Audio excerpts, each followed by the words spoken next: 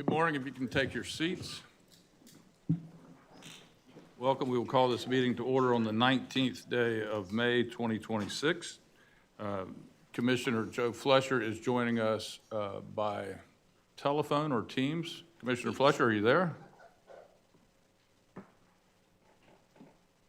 Okay. We will continue to search for him. At this time, we'll have a moment of silence, and I will be leading the pledge in the absence of Commissioner Fletcher, and our invocation will be delivered by Dr. Reverend Crystal Bajul. Crystal Bajul, please rise.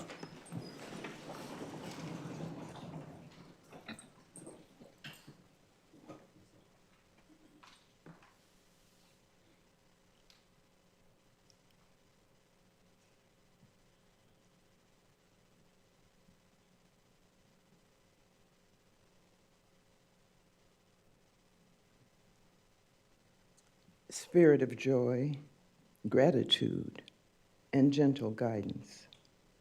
We gather this morning with thankful hearts for the women and men who choose the path of public service, a path that asks for patience and courage and a steady, generous spirit.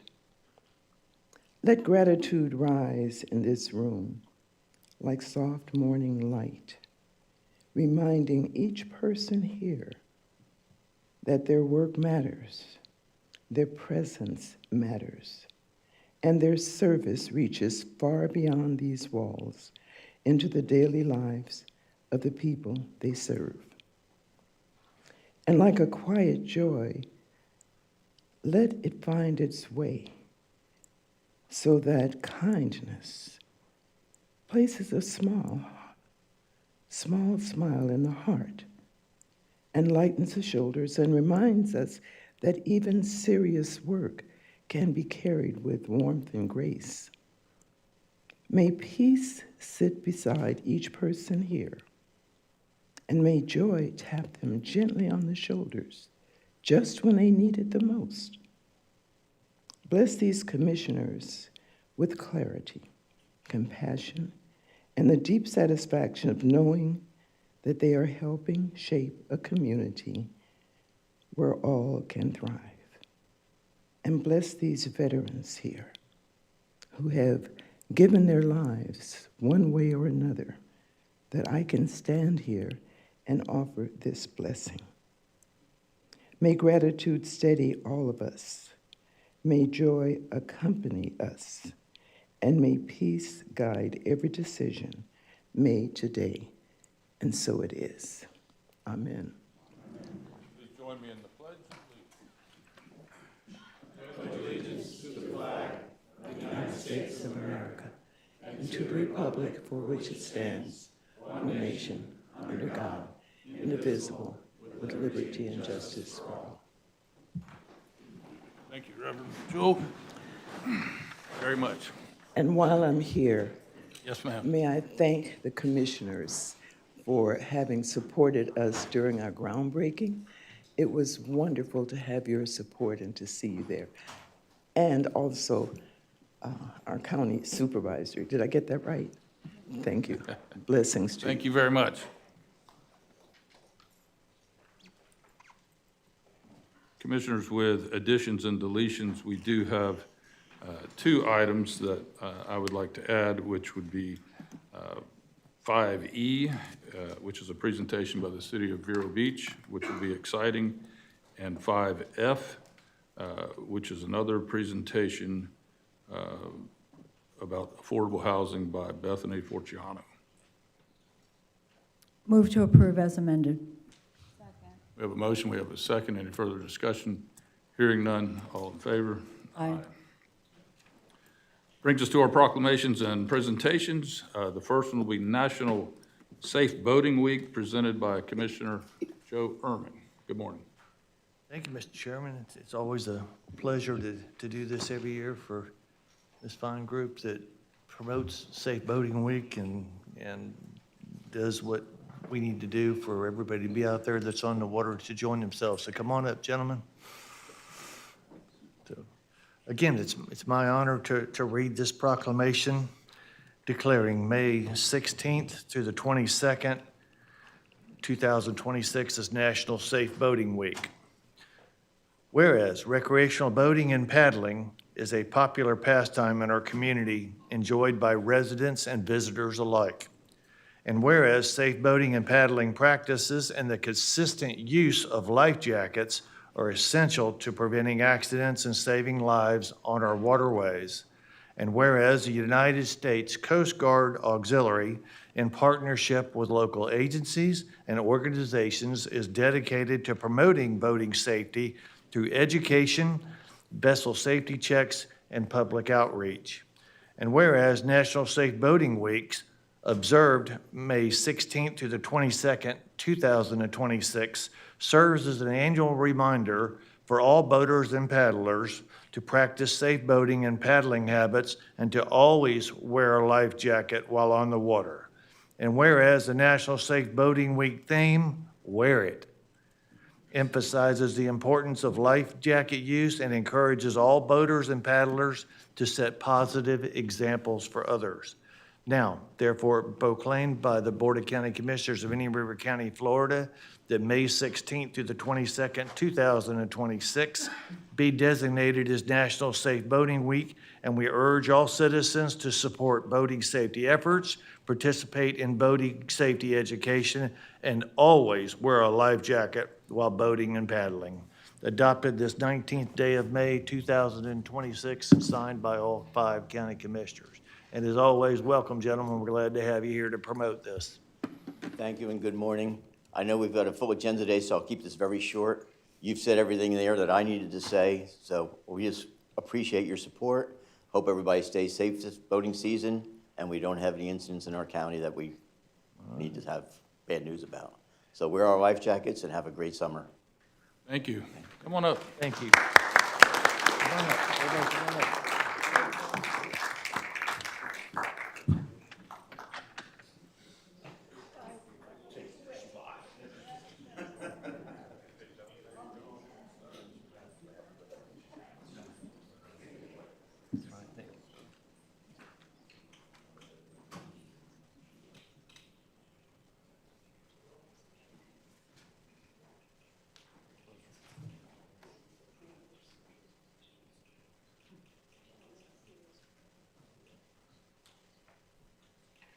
Thank you.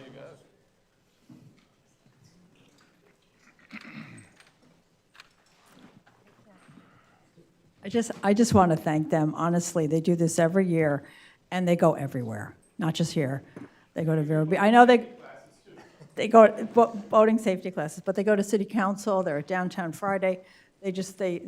Wow, you cover the circuit. Thank you, Laura. Thank you.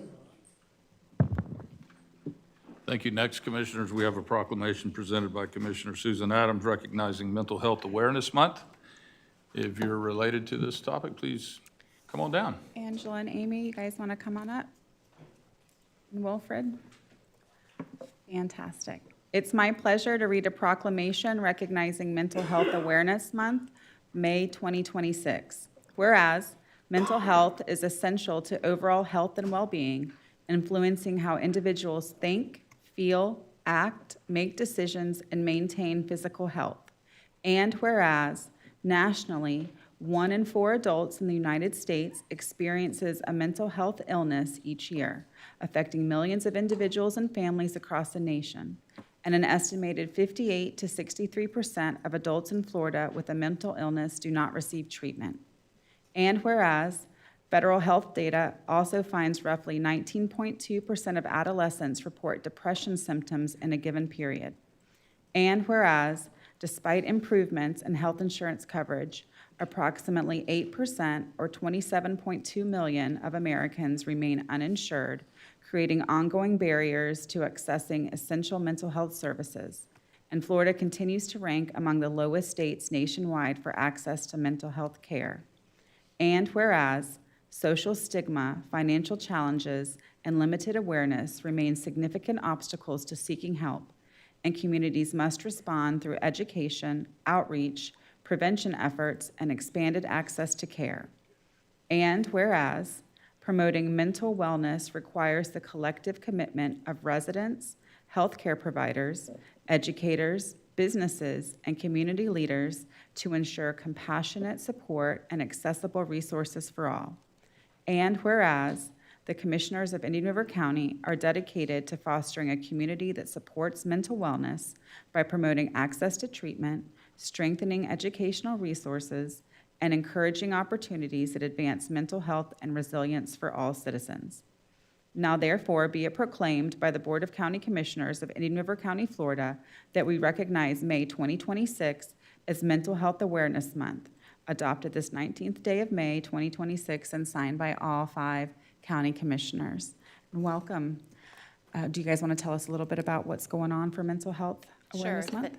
Thank you. Well, at the Mental Health Association, we do have the no barrier approach. We understand the community is going through hard times, and access is so important, as well as services for our community, really with the focus on that early intervention and prevention, and also expanding care to children and giving the knowledge and tools to help them. And as affiliate of Mental Health America, we are able to, have that additional support and knowing what's going on with mental health in the communities, any new trends, and being able to work with our community and our community partners, of course, to have a mentally well community and that access. And of course, we believe it's okay to get help. And we appreciate this proclamation, and thank you. Thank you. Thank you so much. Thank you. Come on up.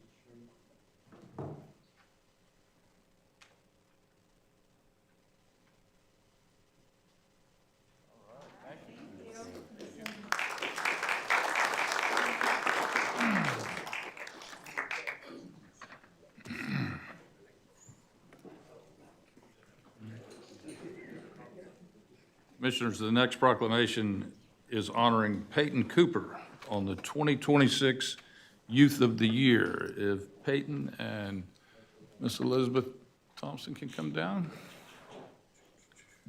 It's my honor to read this proclamation on behalf of this Board of County Commissioners. This proclamation is honoring Peyton Cooper as the 2026 Youth of the Year. Whereas the Boys and Girls Club of Indian River County is dedicated to inspiring and enabling all young people to reach their full potential as productive, caring, and responsible citizens. And whereas the Youth of the Year title is the most prestigious honor bestowed by this club for any member. It's recognizing its contributions in members' family, schools, and community and Boys and Girls Club, as well as personal challenges overcome. And whereas Peyton Cooper has been selected the 2026 Youth of the Year of Indian River County, representing the epitome of hard work, resilience, and leadership. Whereas Peyton Cooper has shown exceptional academic initiative by earning her high school diploma from Vero Beach High School and her associate's degree from the Indian River State College simultaneously.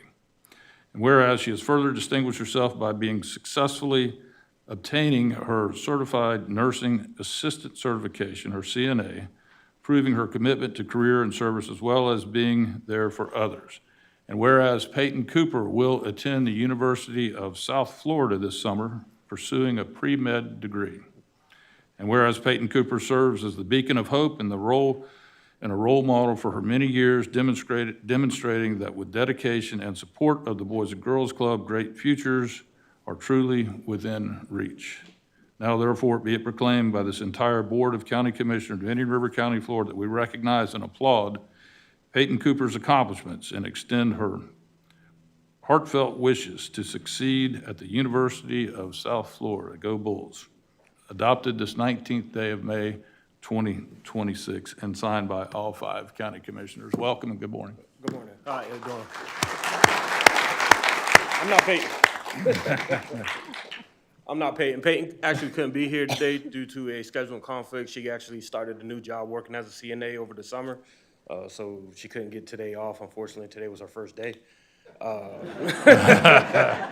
you got to make that one. So, but she's an outstanding young lady, and she has a lot of things that's going to offer this community when she gets back from USF.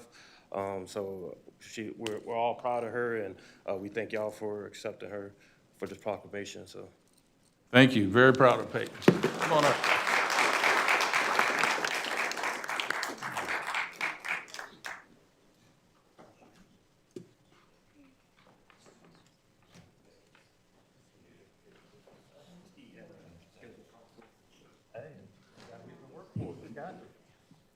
Thanks, sir.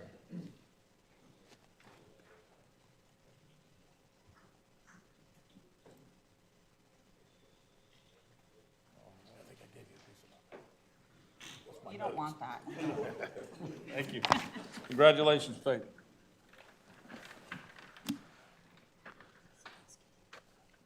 Commissioners, the next item on the agenda is a presentation by our Public Works Department.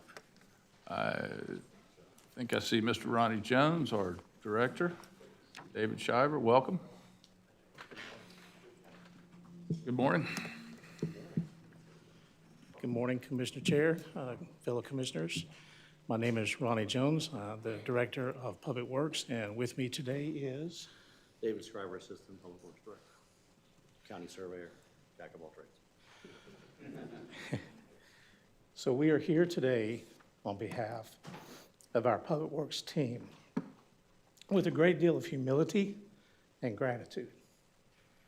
Over the past weeks, our organization has experienced an unimaginable loss with the tragic passing of two colleagues, Mr. Danny Hooley and Ms. Stacy Mason.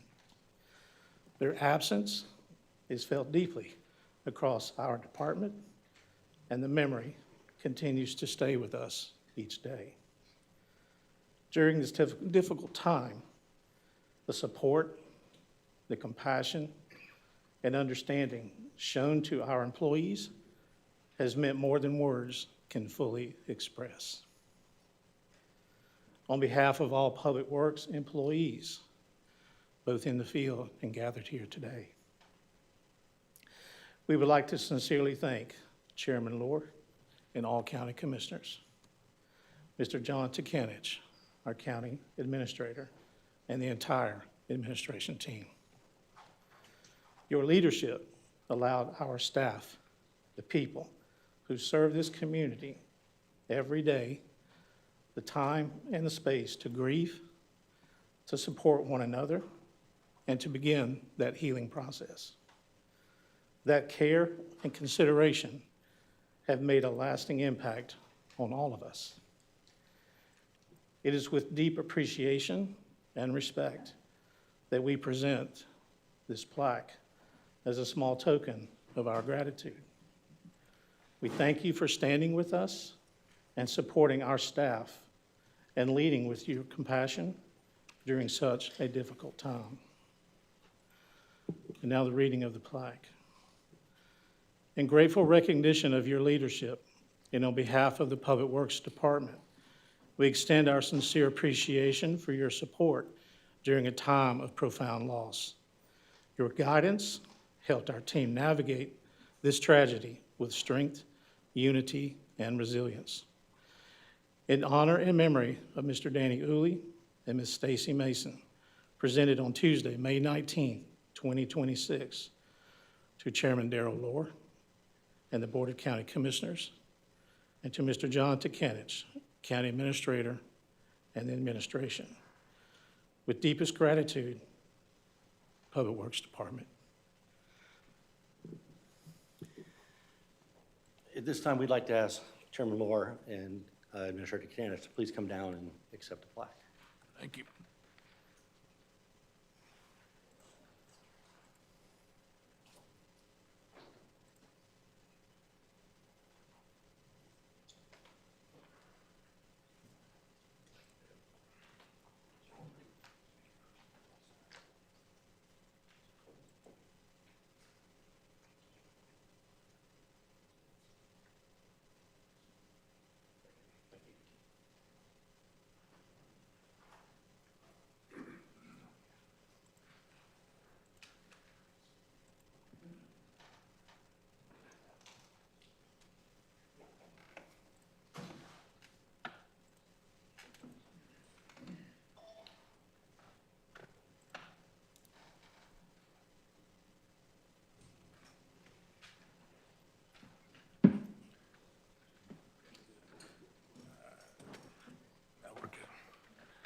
Thank you, gentlemen. God bless the Public Works Department. Thank you. Commissioners, our next presentation will be presented by the City of Vero Beach in collaboration with Indian River County Commission. I thought I saw Mr. Councilman Aaron Voss, if he's here. I see Tammy and some others. Good morning. Good morning. Thank you for adding us on to the agenda today to talk about the July 4th event. And especially thank you for being our partner with the City of Vero Beach for so many years. I did a little research yesterday to see how far we went back, and it's been 30 years that we've been partnering with the July 4th event. And this year is extra special because it's our 350th anniversary. So we wanted to make it a huge event.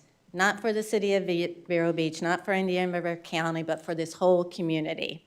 So we reached out to several different people about getting involved with the committee, and I'm just gonna go over a few things that are happening, that have been happening throughout the year. We start over with the Barrier Island, and you know, it's July 4th, and the first thing that happens is Swim to the Wreck. This event has just gotten huge over the years. Did a little research to see where it started. Started many, many years ago with an older running club, the Sun Runners. They started it with like 5 or 6 people swimming to the wreck, and now it's just huge. The time that they always started was 8:00 a.m. Well, that's the time we're gonna start our July 4th activities. Not that there's not gonna be people swimming out there at 6 o'clock, 7 o'clock, but our exact time is 8 o'clock, swim to the wreck, then we move on to the farmer's market. That's going on Saturday morning, so they wanted to be a part of the event. They're gonna have their vendors dress up their tents with red, white, and blue. They're gonna be dressed in red, white, and blue, just helping with the festivities. Then we move on to the mainland.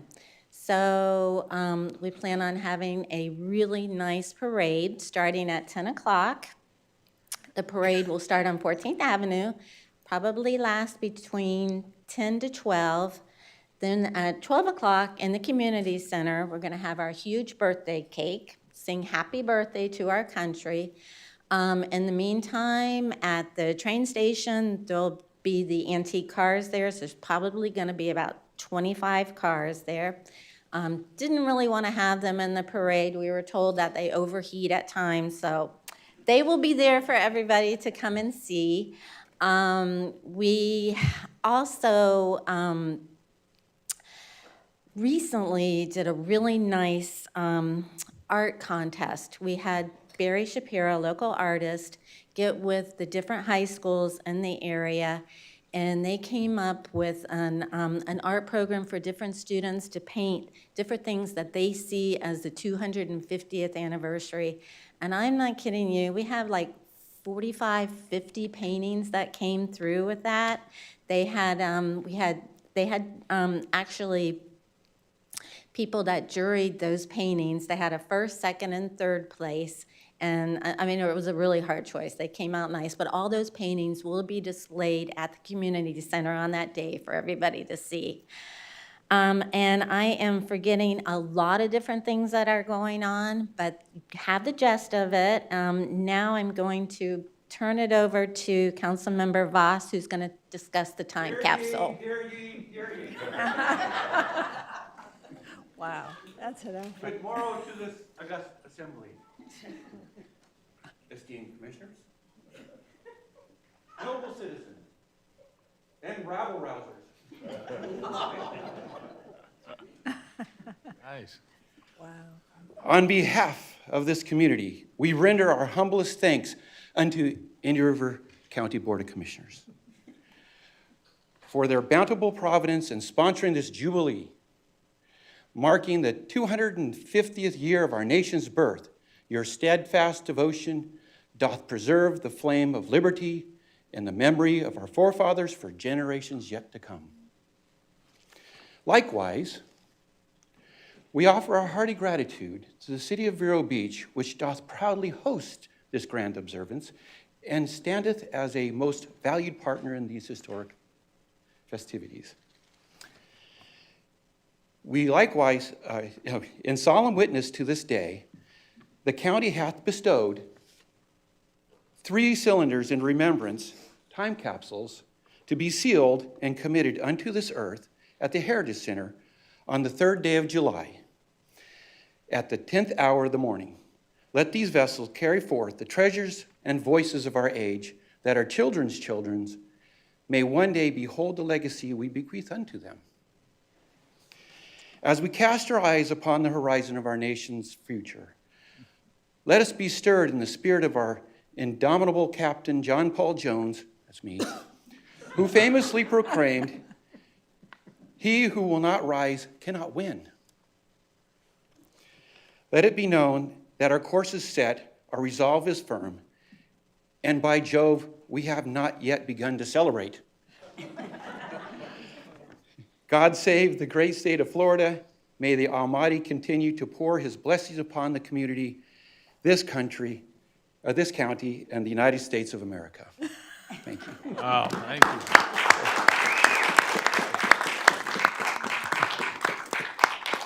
Also, on July 3rd, at the Heritage Center, starting at 6 p.m., we'll have a colonial ball, period dress.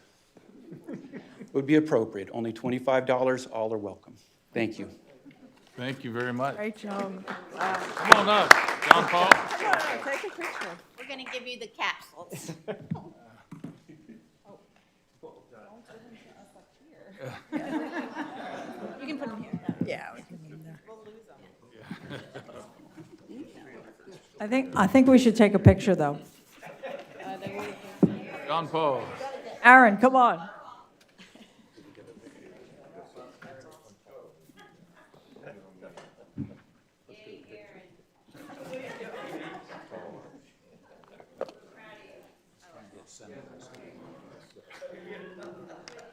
I saw you earlier, John Paul.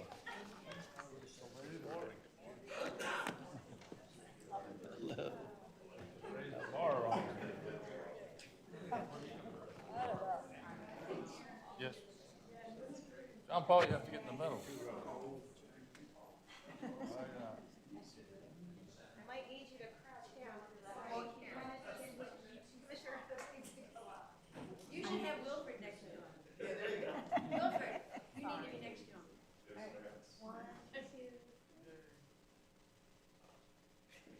Fantastic, thank you.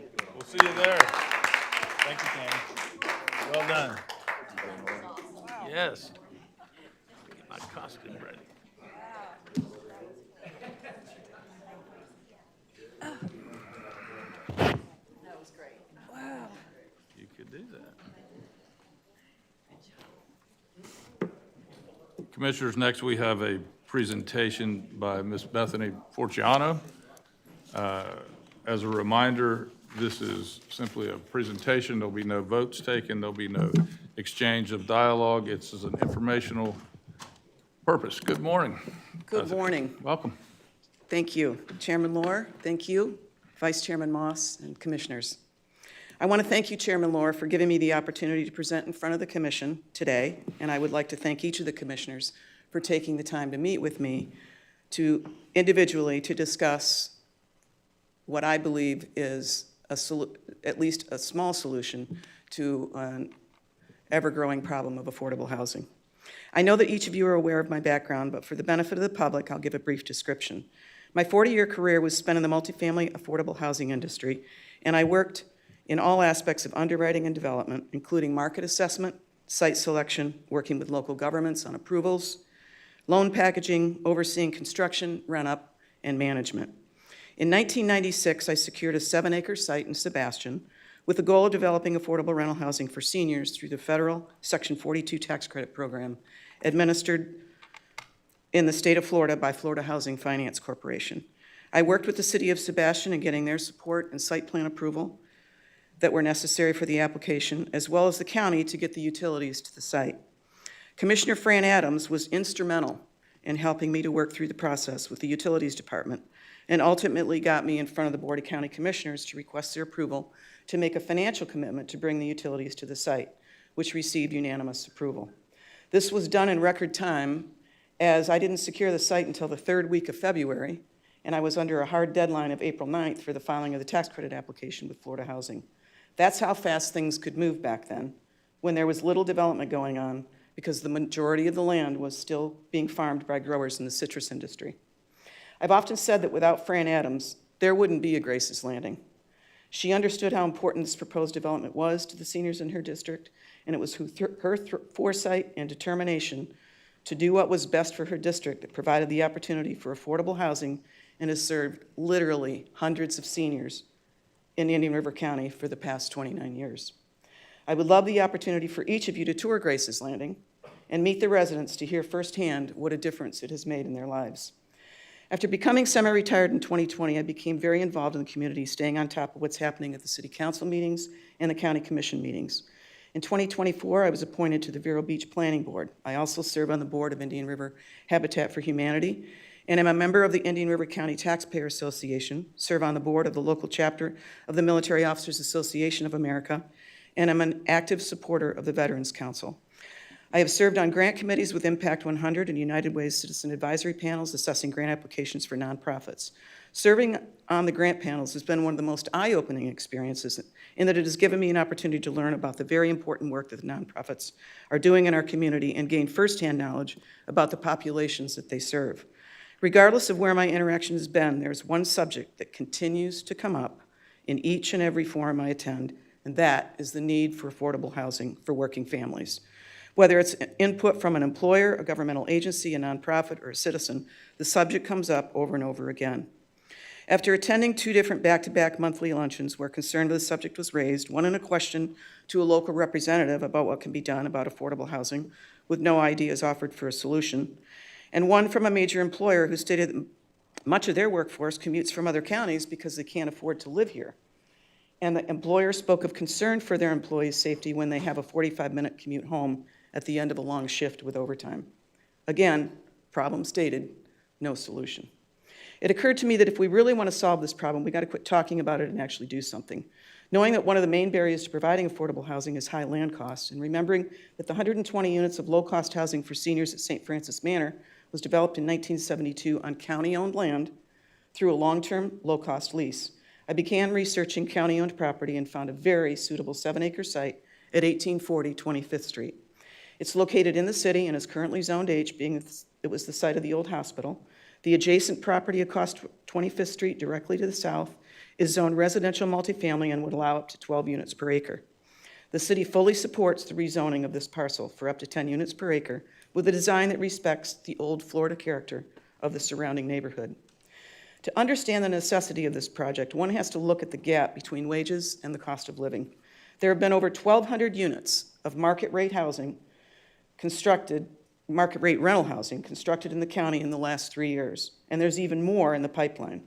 But with rents starting at $1,700 for a 1-bedroom, $1,900 for a 2-bedroom, and $2,300 for a 3-bedroom, a 3-person household would need to earn a minimum of $76,000 annually for a 2-bedroom unit to be at the 30% threshold of recommended housing costs. These properties are being built for the high-income retirees who are moving here and no longer want to own and care for their home. They are not being built for working families.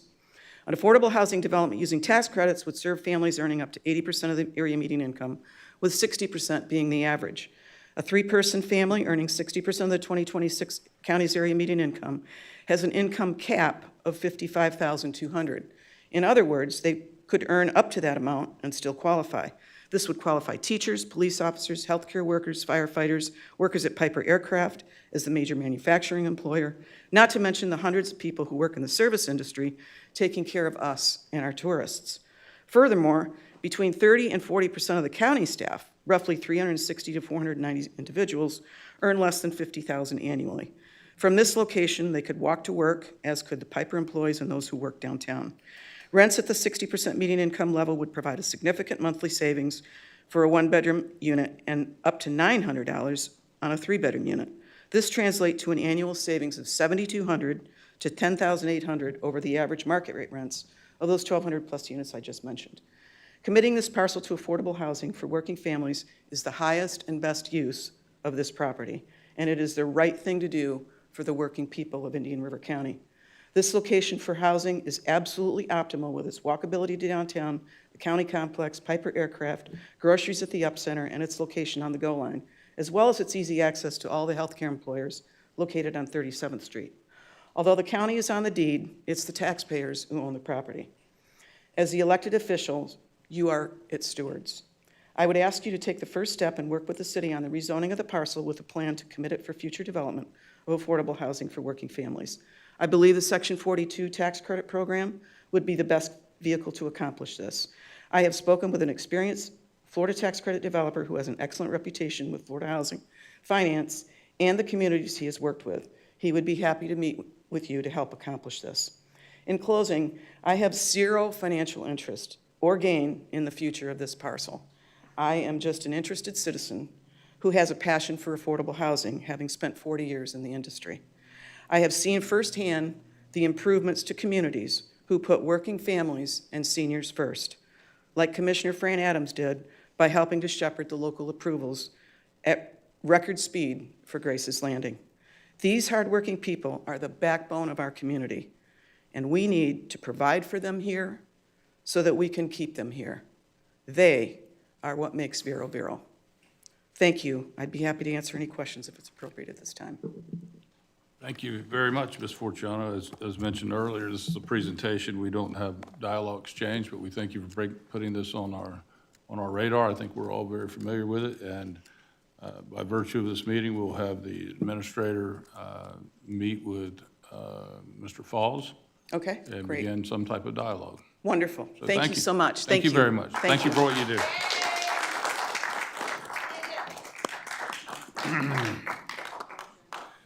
Next, Commissioners, that brings us to the approval of minutes for our April 21st, 26th meeting. Is Commissioner Flesher on the line? Yes, yes. He is. Move approval. Second. We have a motion by Commissioner Adams and a second by Commissioner Ehrman. Any further discussion on the approval of the minutes? Hearing none.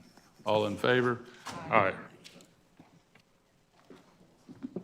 Commissioners, next is informational items from staff, not requiring board action. There is a notice of the third extension of the contract of construction of required roadway improvements on the project La Calle Point. You can read up on that if you desire. The second is an announcement from District 5 CSAC appointee, Ms. Miriam Michael. Mr. Chairman, I have a word. Yes, ma'am. Thank you. I'd just like to thank Miriam Michaels for agreeing to volunteer for CSAC. She hadn't heard of it before, so it was kind of a leap of faith, but she's got a great resume for it. She served as Vice President of Information Technology at Prudential Financial, and she brings a strong analytical and financial background to CSAC, including a Bachelor of Science degree in statistics with a minor in economics. I mean, that's pretty heavy duty. But I know of her dedication to the community. We've both been members of Vero Beach Museum of Art, the Circle, which is a philanthropic group, for more than 10 years. She's very dedicated. And I just want to take this opportunity to thank her publicly and to invite the community, if you want to serve in any capacity, not just CSAC, but there are a number of boards and commissions that have vacancies here and ongoing. Please just take a look at the website, indianriver.gov. Thank you, Mr. Chair. Thank you, and we all echo what Vice Chair Moss said with volunteering. Oftentimes, we struggle with those positions. The next is 7C. This is our partnership with Route 60 Hyundai Parks and Recreation Conservation Department. There is backup information, Commissioners, for your review. Does not require action. The next item, Commissioners, is 7D, and that is a request for closed litigation session, which will be June 2nd, our next meeting, time certain, probably 10:30, and this will be discussion of pending litigation between Indian River County versus 22 beachfront properties, which is one LLC, not exactly 22 properties. So I think we're all have been briefed on that, and we look forward to some type of resolution. Mr. Chairman, I got a, Commissioner Ehrman. can I make an announcement that Yes, sir. I've done it, you've done it. This weekend, Commissioner Adams did it. She was outstanding in her Dancing with the Stars debut, I would tell you. Congratulations. And she raised a lot of money, but the biggest thing is the whole group of them raised a record amount of money of almost $700,000 for Healthy Start this weekend. Congratulations. Thank you. So she did. You were terrific, really. Thank you. I did not twirl off stage, Scott. and I hope I represented you guys appropriately, so Very well. all good. It was a lot of fun, and I'm glad it's over. And I heard Mr. Tatanich is doing it next year. Yes, we already volunteered him. Great. We'll Fantastic. be doing the West Coast Swing. He doesn't know that yet, but I'm sure he knows it. The next item is the public comment, any agenda-related matters except for public hearings. If anyone has anything to talk about, anything on the agenda. Otherwise, at the conclusion of the meeting, you will have an opportunity to also address this body. Hearing none and seeing none, Commissioners, now is our review of consent agenda. And I will entertain any motion to further examine a particular item on the consent agenda. if nobody has anything to pull, I'll be happy to move approval. I have a motion by Commissioner Adams and a second by Commissioner Erman. Is Commissioner Flesher on the line? He is on the line. Any objections to the consent agenda? Commissioner Flesher? He's muted. He has himself muted. Okay. Hearing none, all in favor? Aye. And the motion carries. Next, Commissioners, is a presentation or a discussion over the constitutional officers of governmental agencies. This is a request by the New River County Sheriff's Office, emergency repairs to the correctional facility fire suppression system. The information is in your backup. I saw two members of the agency here earlier. Commissioner, Mr. Administrator. Yes, Mr. Chairman.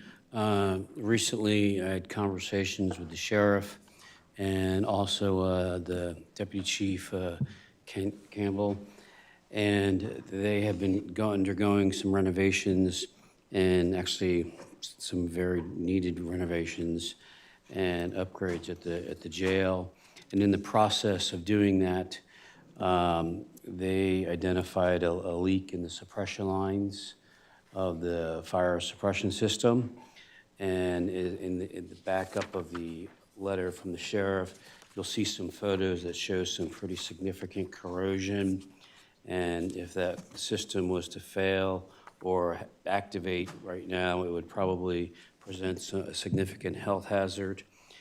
So they have asked, there's 4 mods that they're gonna be doing. They'll have the Echo mod, and I guess they'll rotate them in and out, and I think the Deputy Chief can talk to this, but I would say that I recently toured the jail, and I got a glimpse of some of the conditions, and I appreciate that opportunity and time with Deputy Campbell and his staff. But clearly, if this is not addressed, obviously there's health concerns, issues for the inmates, but then it would be more costly, in more likelihood, become more costly to transport and relocate the inmates. The request is for $343,772, and it is expected to take 6 to 8 weeks per building. So the administration is recommending approval, and again, Deputy Chief Campbell is here for that. Commissioners, any discussion on this matter? Obviously, it is a county-owned building, and we have a responsibility. Move approval. A motion by Commissioner Adams and a second by Commissioner Erman. Any further discussions, any comments from Commissioner Flesher? Hearing none, seeing none, all in favor? Aye. And the motion carries. Thank you, gentlemen. Commissioners, next up is the public hearings, 11A, 11A1. I see Assistant General Counsel Ms. Prada here to discuss local option tax interlocal agreement ordinance adopted. This is legislative in nature. Ms. Prada, welcome. Yes, good morning, Commissioners. Susan Prado, Deputy County Attorney for Indian River County, Florida. Today, I am bringing with you the local option gas tax. It's three things in one, if you will. It is the meeting, or the hearing, public hearing, if you will, that's required to happen every 2 years under our ordinance and Florida statute. It is the adoption of the new local option gas tax interlocal agreements with all 5 of the municipalities, as well as the amendment of the ordinances that we have on the books to bring them up to date with the current dates in this new agreement.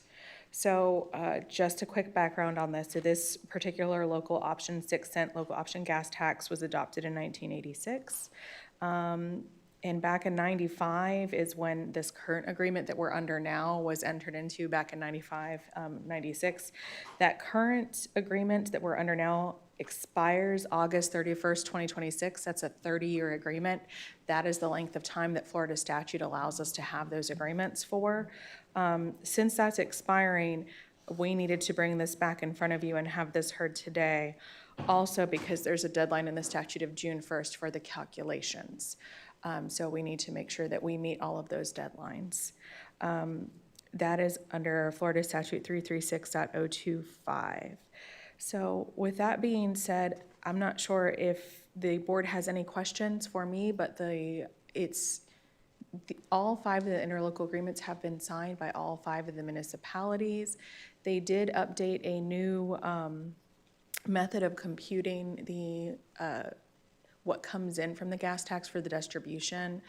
It has been agreed to by all of the municipalities. I think our Public Works Director can speak more to that if you have questions about how that would work.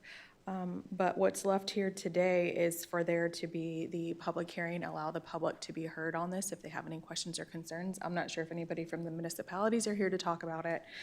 And then I would ask that once the public hearing is done, that the board go ahead and accept and enter into the new interlocal agreements with all 5 of the municipalities, that they make a motion to adopt the ordinance changes to section 20903 and 20904. And those changes, as I said, are simply just updating the dates and the method of collection that is referenced in the actual agreements. And have this count as our every 2-year meeting that's required under that code section. Thank you, Ms. Prada. Commissioners, as you know, this is an annual exercise. The backup material is with you, and as indicated, all signatures on the agreements have been obtained. At this time, I will open the meeting for public comment. Anyone wanting to speak on the local option gas tax interlocal agreements ordinance, now is your time. Hearing none and seeing none, Commissioners, I will close the public hearing. Commissioners, what's your pleasure? Mr. Chairman, I'll make a motion to adopt the ordinance changes to section 209.03 and .04 of the Indian River County Code, and approve the updated method of distribution of the local option fuel tax revenues on all 5 interlocal agreements with the 5 municipalities. Second. We have a motion by Commissioner Ehrman and a second by Commissioner Vice Chair Moss. Any further discussion? Any comments from Commissioner Flesher? Hearing none, all in favor? Aye. Aye, and the motion carries. Thank you, Commissioner Ehrman. Next up, Commissioners, again, is a public hearing. We heard this last meeting. This is our second reading of the Reams Glen amended and reinstated developer agreement. Again, I see Assistant General Counsel Prada. Welcome again. Yes. Good morning again, Susan Prado, Deputy County Attorney for the record. Yes, Mr. Chair, this is in fact, as you just stated, the second reading of this particular developers agreement. It is an amended and restated developers agreement.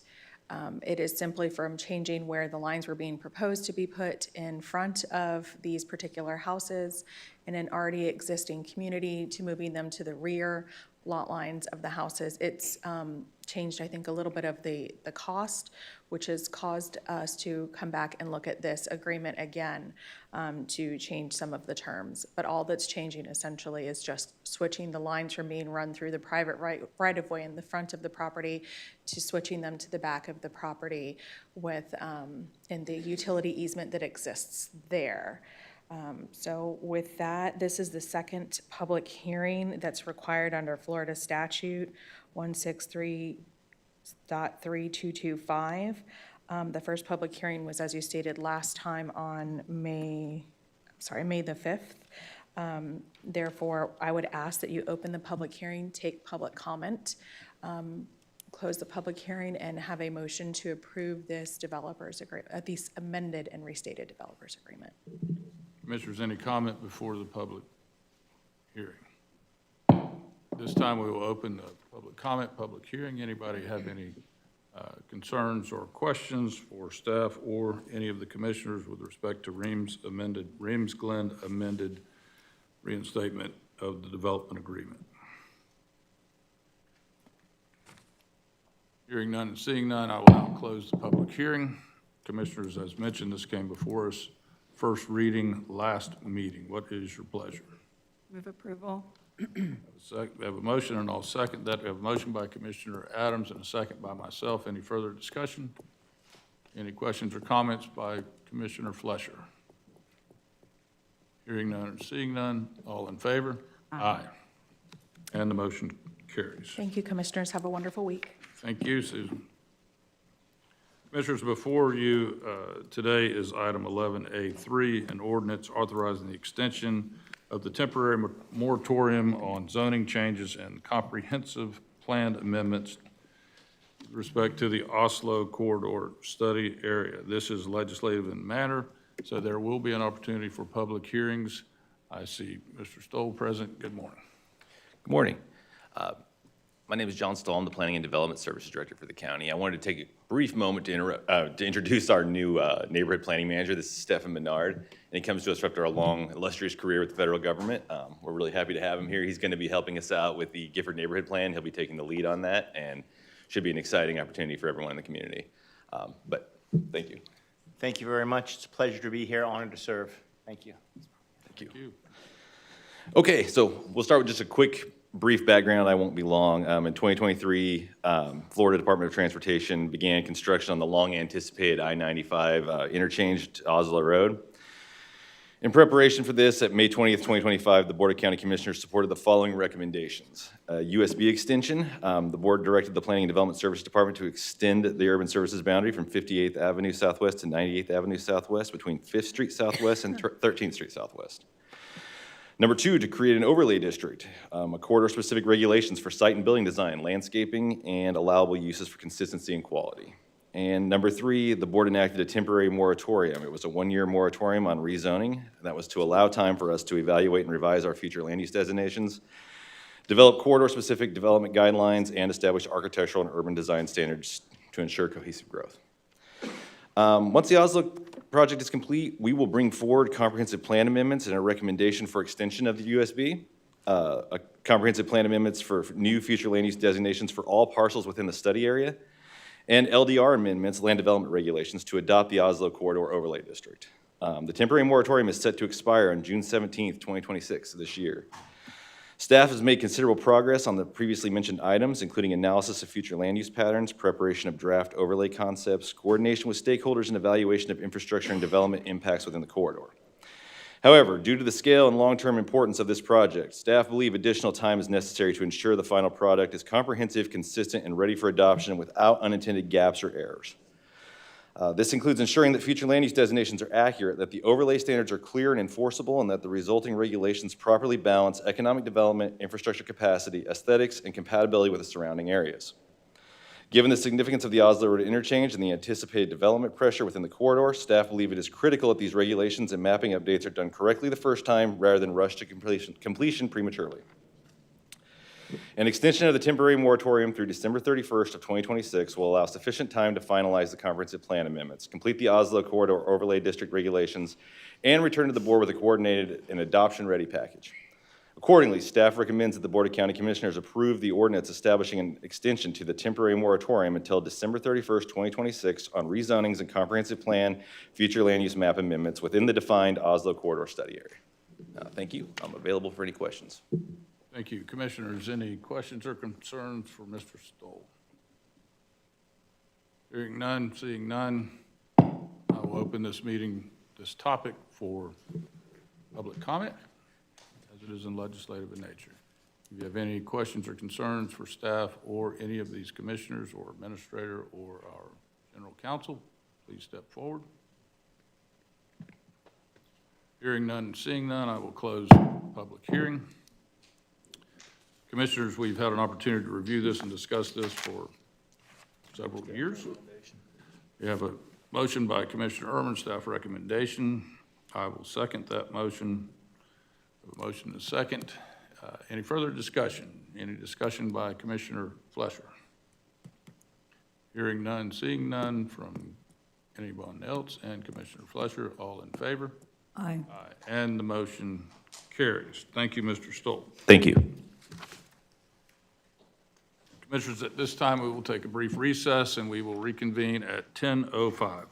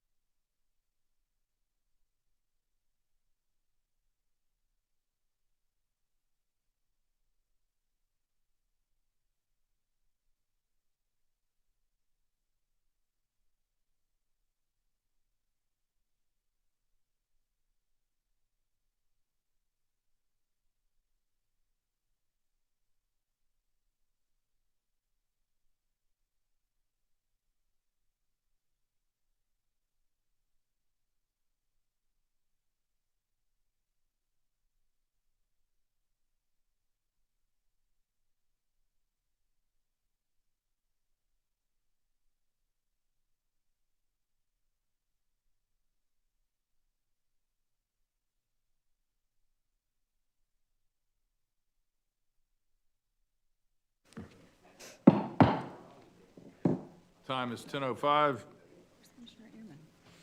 The May 19th Board of County Commissioners will reconvene. Do we have Commissioner Flesher on the line? We're working on it, not at the moment. We'll give him 30 seconds as we wait on Commissioner Herman. He's not in the back.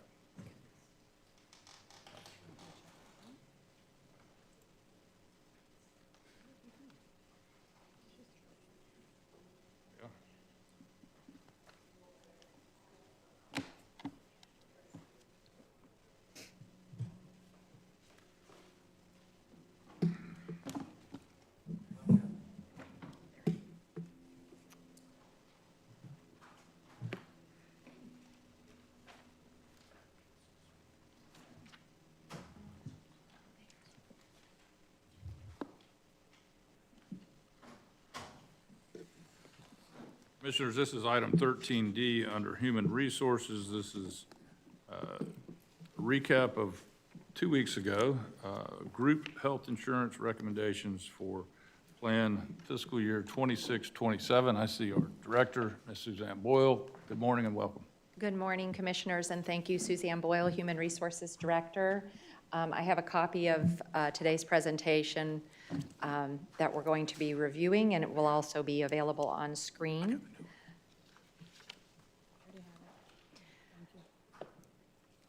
And this one has a couple of edits from last night, so if you'll take the copy that Rachel, did everybody get a copy?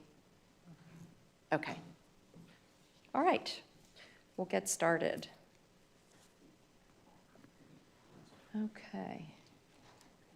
Can you pull up the presentation? Thank you so much. All right, May 19th, we came back after meeting with the board on May 5th. I presented you with a lot of information at that time, and I wanted you to be able to have the opportunity to collect any other additional information that was available. Just to review, our guiding philosophies for our group insurance program are that they remain, oops, doesn't seem to be working, Kim.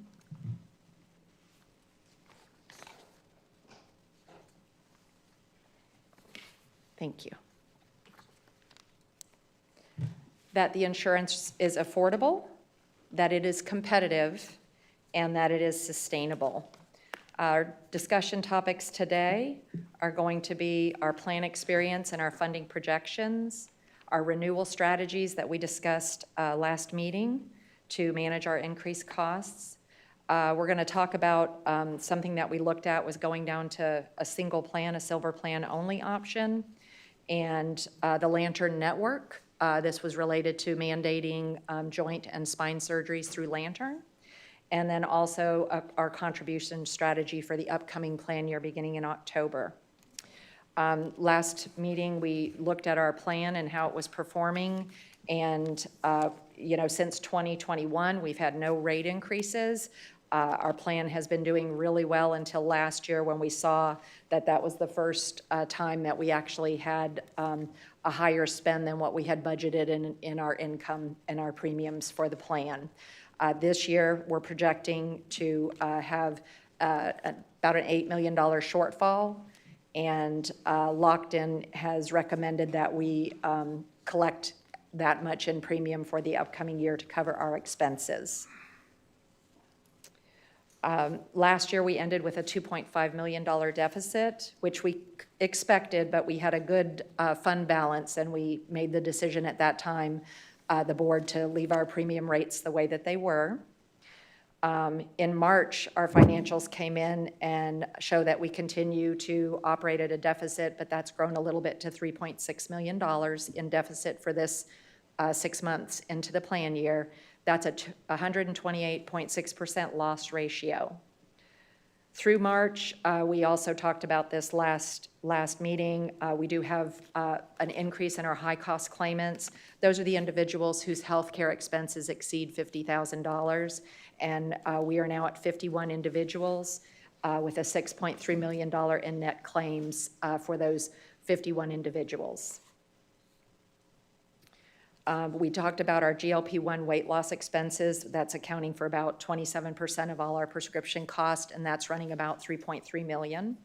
for the plan year. And then we looked at our health plan trend year over year and our increases in all of our categories.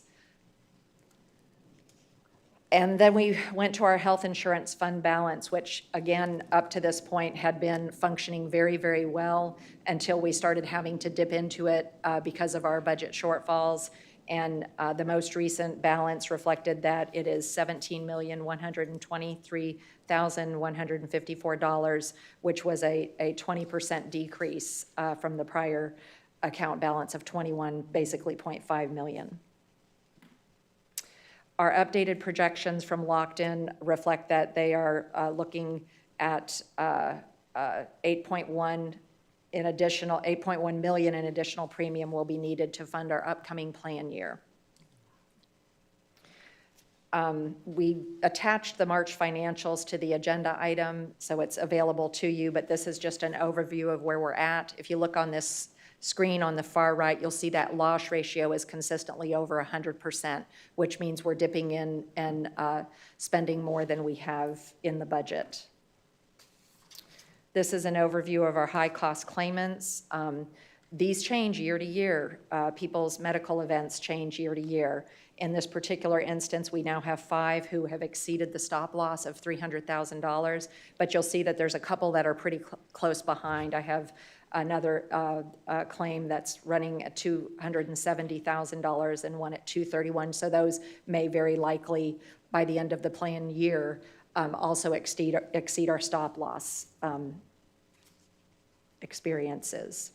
This is totaling the $6.3 million in claims paid out after receiving $505,000 in stop loss reimbursements. So we are receiving money back from our stop loss reinsurance. It's actually an offset on our, every 2 weeks we get a claims bill that we pay to Blue Cross Blue Shield for the claims that have been paid out, and this stop loss insurance is an offset to that bill.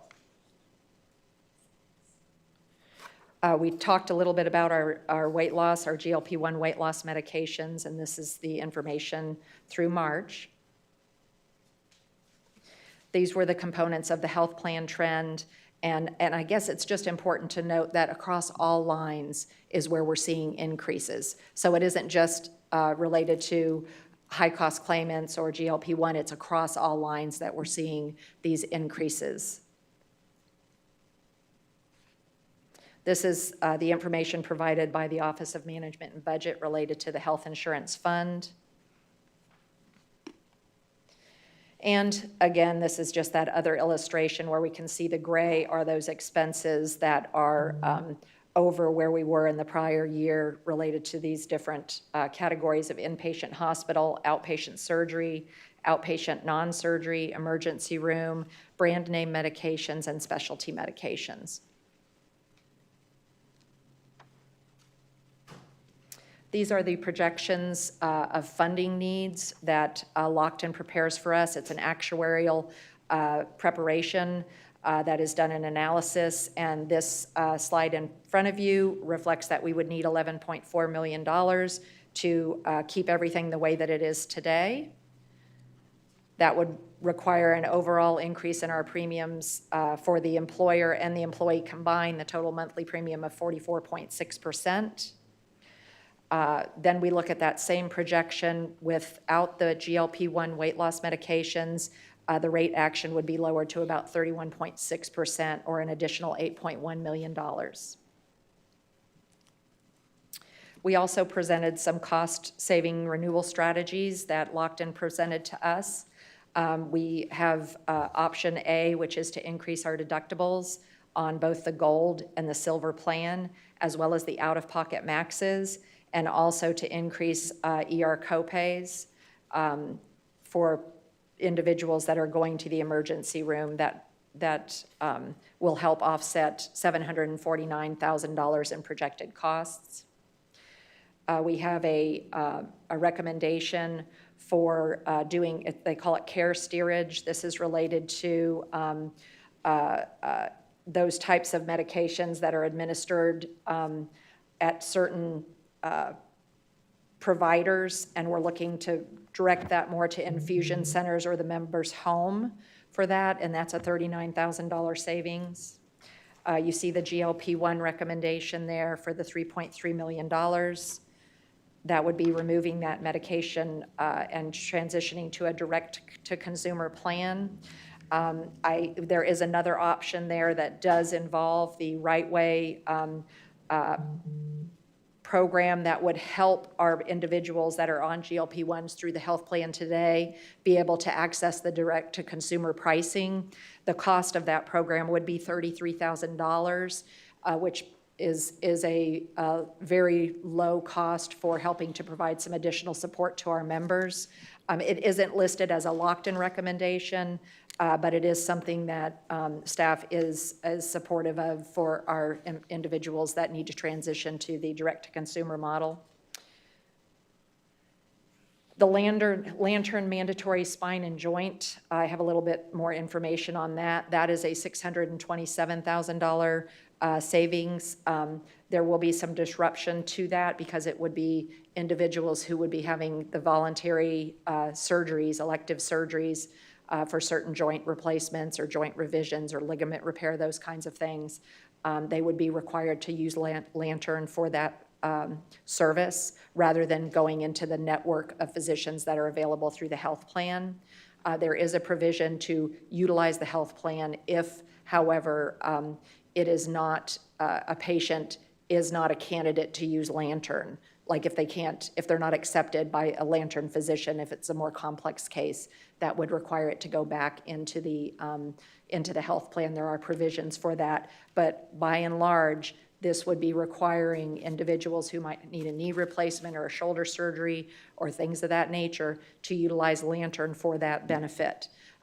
We have had experience with members who have actually had their surgeries through Lantern, and I have not received anyone who's gone through Lantern and had the surgery. Nothing has come back to me related to that there was an issue with that service. They do provide mileage and reimbursements and meals if somebody has to travel to get to a provider out of the local area. Let's say they need to go to Orlando or something like that. There's mileage cards and things like that that are provided to them so they don't experience an out-of-pocket expense.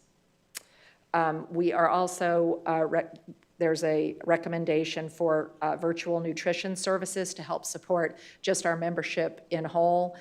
We did talk about that last meeting, that it would be good to go beyond just individuals that might have a diagnosis of diabetes, kidney disease, celiac disease, or obesity and provide access to nutrition services. So that can be done through our health plan. We can modify that to with a copay, like a PCP copay. You can actually take advantage of these nutrition services without a diagnosis if you wanted to focus on health and nutrition before a diagnosis was actually given.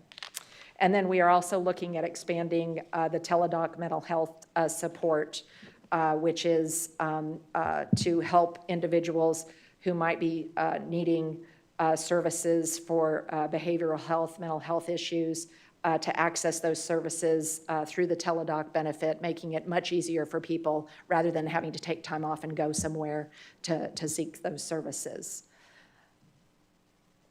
And then lastly, we would like to provide a voluntary Medicare education to our retirees who might be 65 or older, to be able to help them navigate the marketplace with regard to plans that might be actually more affordable and work better with their Medicare than the county's group insurance plan that they could be on today.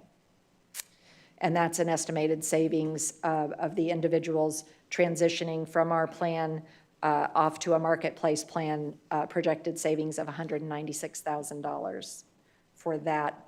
There would be an expense related to that, but that expense only kicks in if an individual moves from our plan to that plan. So it would just be based on if somebody actually chose to go.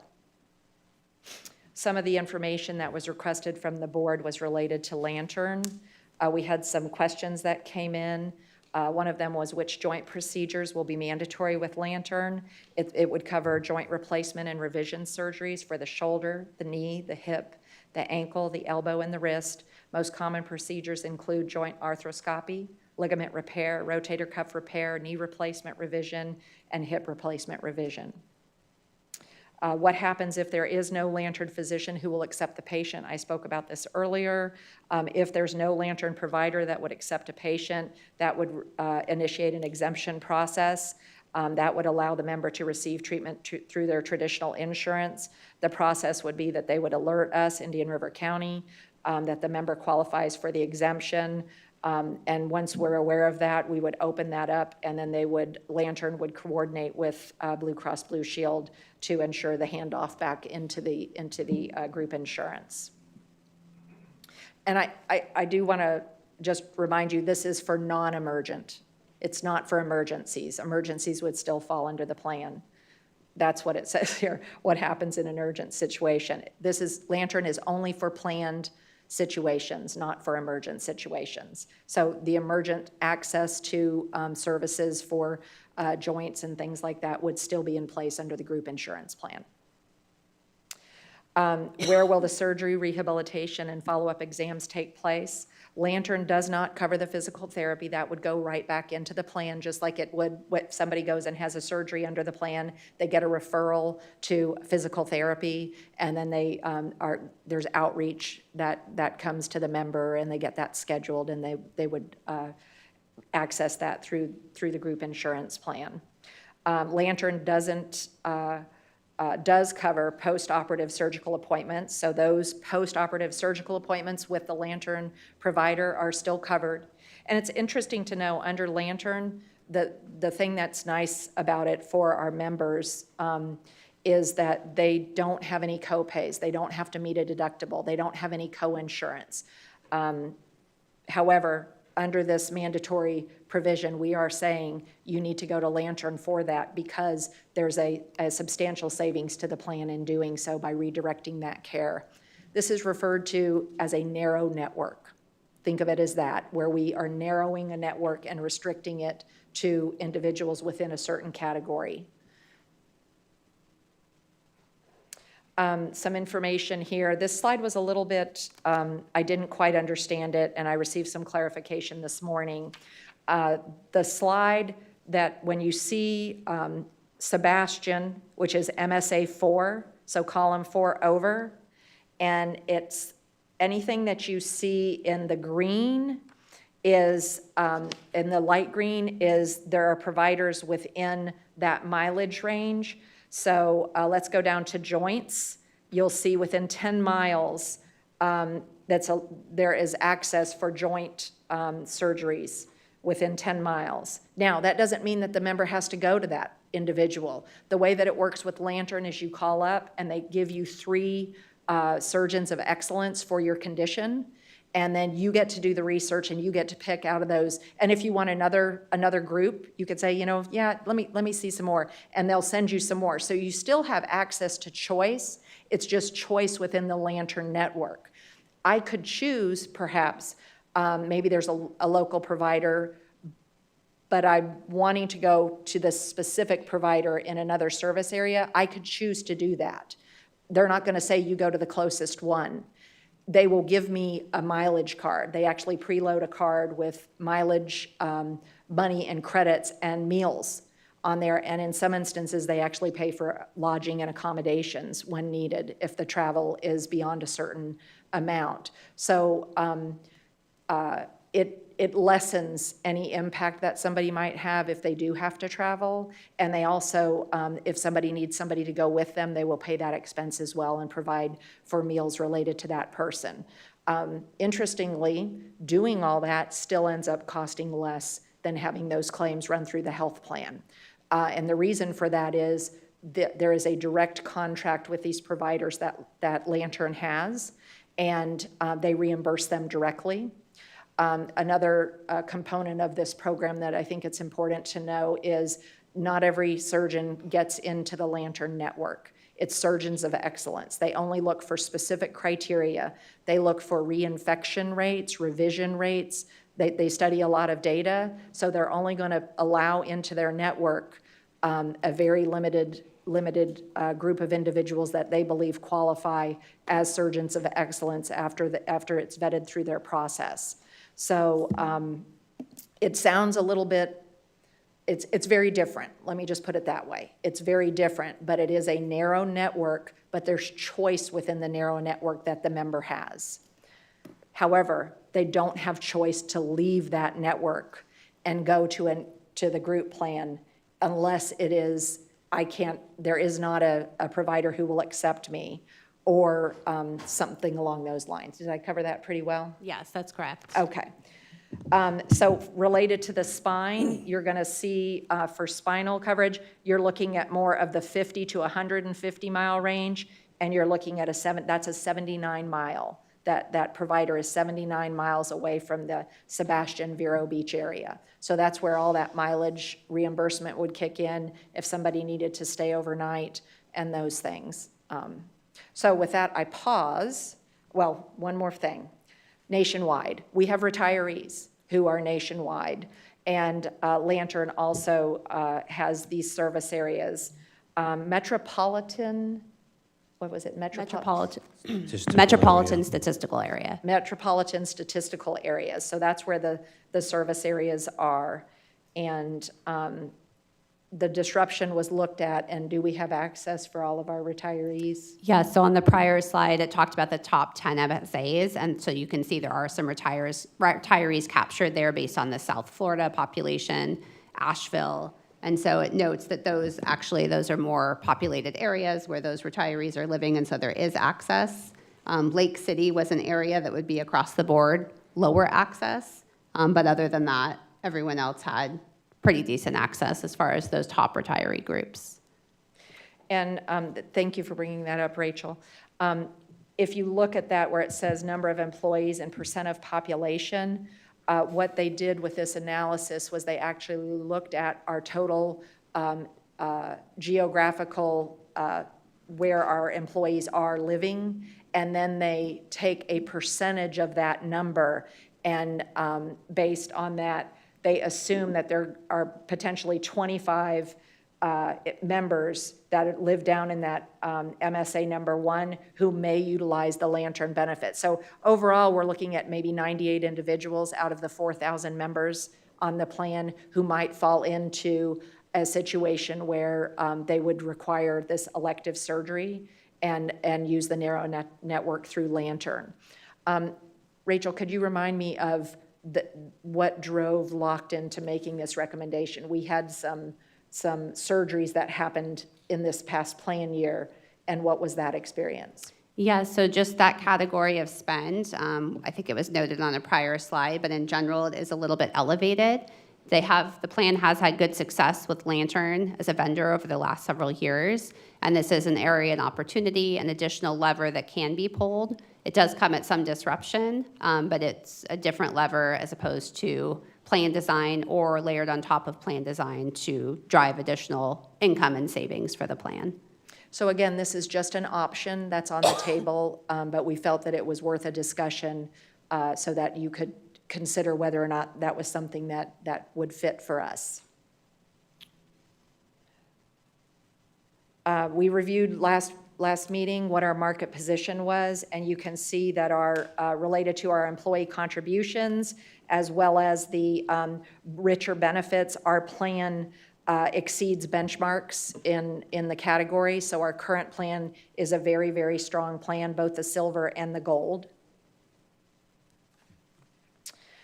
This is just a different way to look at the option that Lockton has proposed on the deductible increases and the out-of-pocket maximum increases, as well as the ER copay increase. And then we also are showing in there mental health and behavioral health, making sure that access to outpatient services is consistent with the primary care copay under the plan. And you'll see that everything highlighted in yellow would be a change from the current under the plan. And the value of that was it $728,000 of these changes? Yes, option A was $750,000 and option B was $1.09 million. The decision guide, we've already talked about this previously. Staff is recommending that we remove the GLP-1 weight loss coverage from our current plan, and we are encouraging that direct-to-consumer pricing support with RightWay. This is an overview that was provided last time related to the costs associated with the direct-to-consumer pricing. And it ranges depending upon the level of medication that someone's receiving. This is, again, an overview of the virtual nutrition services, and we are wanting to make sure that people have access to nutrition services. So for individuals with the diagnosis, they will have access with no cost share for the first 3 visits and beyond that, as long as they have a prior authorization that's on file for that. And then we're recommending to expand it with people without a diagnosis have access for a primary care copay. A little bit additional information on the ALSEP benefit to support our retirees. It's a contingency fee-based model that we only pay if somebody chooses to select a marketplace plan. And the estimated savings there is over a 3-year period, but I think it was $196,000 for year 1. So something that is new that we looked at, the county administrator and I were discussing this, and we wanted to know, what if we went down to 1 plan? You know, could we mitigate some of our premium increases and our cost and the impact to the employer and the employees' cost share if we went to a silver plan only option? Lockton evaluated this, and the cost would be neutral in year 1 since our employer contributions are the same across both plans. And additionally, the migration would go entirely to the silver plan. So any expense and risk that is currently on the gold plan would shift to the silver plan. So, and you'd be receiving less employee premiums and providing a not as rich a benefit as the gold plan, but still a very rich benefit under the silver plan. So it was not going to give us any immediate savings in the year. They did state that the strategy would be more impactful if we had what was called a true HSA-compatible high-deductible health plan. However, those types of plans are, you pay for everything out of pocket up until a certain limit. So that's a pretty substantial change when you deal with a high-deductible health plan. And currently, only 7% of employers with 500 or more employees are offering an HSA-only plan, according to the Mercer National Survey of Employer-Sponsored Health Plans. And when you look in the government services industry, just 9% in the government services industry are offering that type of a plan. So that would be a big change and little return on investment for this upcoming year. So with that, we are reviewing our contribution strategy and funding needs for 26-27. This is just reflecting what our current contribution levels are. You can see that our employees currently pay $110 a month for the gold plan and $400 a month for the family plan. And under the silver plan, they pay $15 a month and $207.50 a month for the family silver plan. The employer's cost is fixed at $700 a month for single coverage and $1,105 a month for family coverage. When I transition over to, well, we already talked about our funding needs. I do want to let you know that we are looking, rather than the $8.1 million, we've adjusted our funding request a little bit because we wanted the numbers to be 25% for the employees and have a fixed cost for both plans for the employer, just like we have today. So that's coming in at $7.8 million. And this is what staff's recommendation is for the new premiums for the upcoming plan year. This model assumes that we're going to have a 10% migration from the gold plan to the silver plan. As the costs go up a little bit, some people might choose to sit on the silver plan as opposed to the gold plan to save a little bit on the monthly premiums. The premium would increase on the gold plan for single coverage by $27.50 a month for the employee. So it would total $137.50 a month for single coverage under the gold.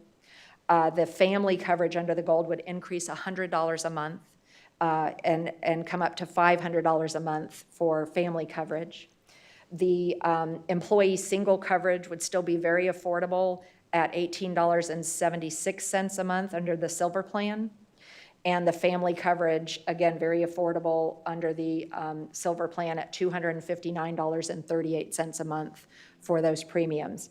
You can see down in the boxes below on the left that the employee increase in their premium is, it equates to 25%. It's 25.1% for the penny rounding that we had to do on the silver single plan. But the biweekly change for our employees is going to range anywhere from $1.88 biweekly up to $50 biweekly for those changes. Then over in the box on the right, you're going to see what the employer contribution is going to increase by. Under both plans, the employer will be paying $223 more for single coverage, and we will be paying $375 more for family coverage. So the county is carrying the lion's share of that increase.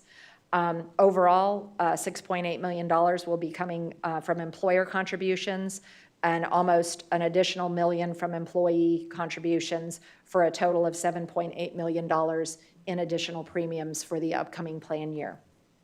And this assumes the removal of the GLP-1. If the board elects to retain the GLP-1 as a medication under the plan, we would be looking more to the $11 million in premium, and I'd need Lockton to revisit what those amounts would be. So the recommendations that we're asking you to consider is the plan design options, either A or B. Lockton is recommending A. The Blue Cross Blue Shield specialty medication benefit, which would bring those infusion services into either a home setting or an infusion center setting, which is a savings of $39,000. The elimination of the GLP-1 medication from the plan and look at the direct-to-consumer model, which would be the overall savings of that one would be the $3.28 million. The Lantern mandatory spine and joint procedures would be a savings of $627,000.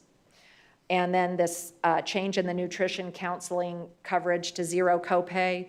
This is a cost, but it's a minimal cost. So we didn't show it. But we believe there's overall savings because we're looking at providing additional support to people to help them if they're managing a chronic condition, or providing nutrition support without a diagnosis for the PCP copay. Teladoc mental health support, we are recommending adding that behavioral health service for increased access to mental health support. And partnering with ALSEP to provide our retirees who are Medicare eligible with plan selection assistance.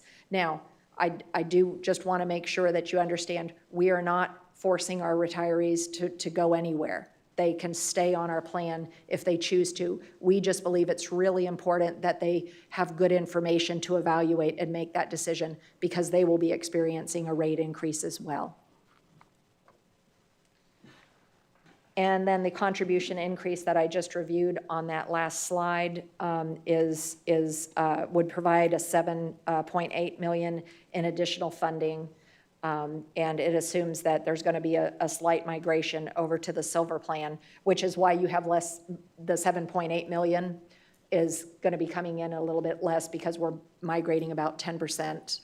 We're assuming that as people move over to that plan. So with that, I open it up for any questions. So, just Mr. Administrator. I know this is a very sensitive topic, and it's Obviously, it's one that I know many of the employees, there's some angst.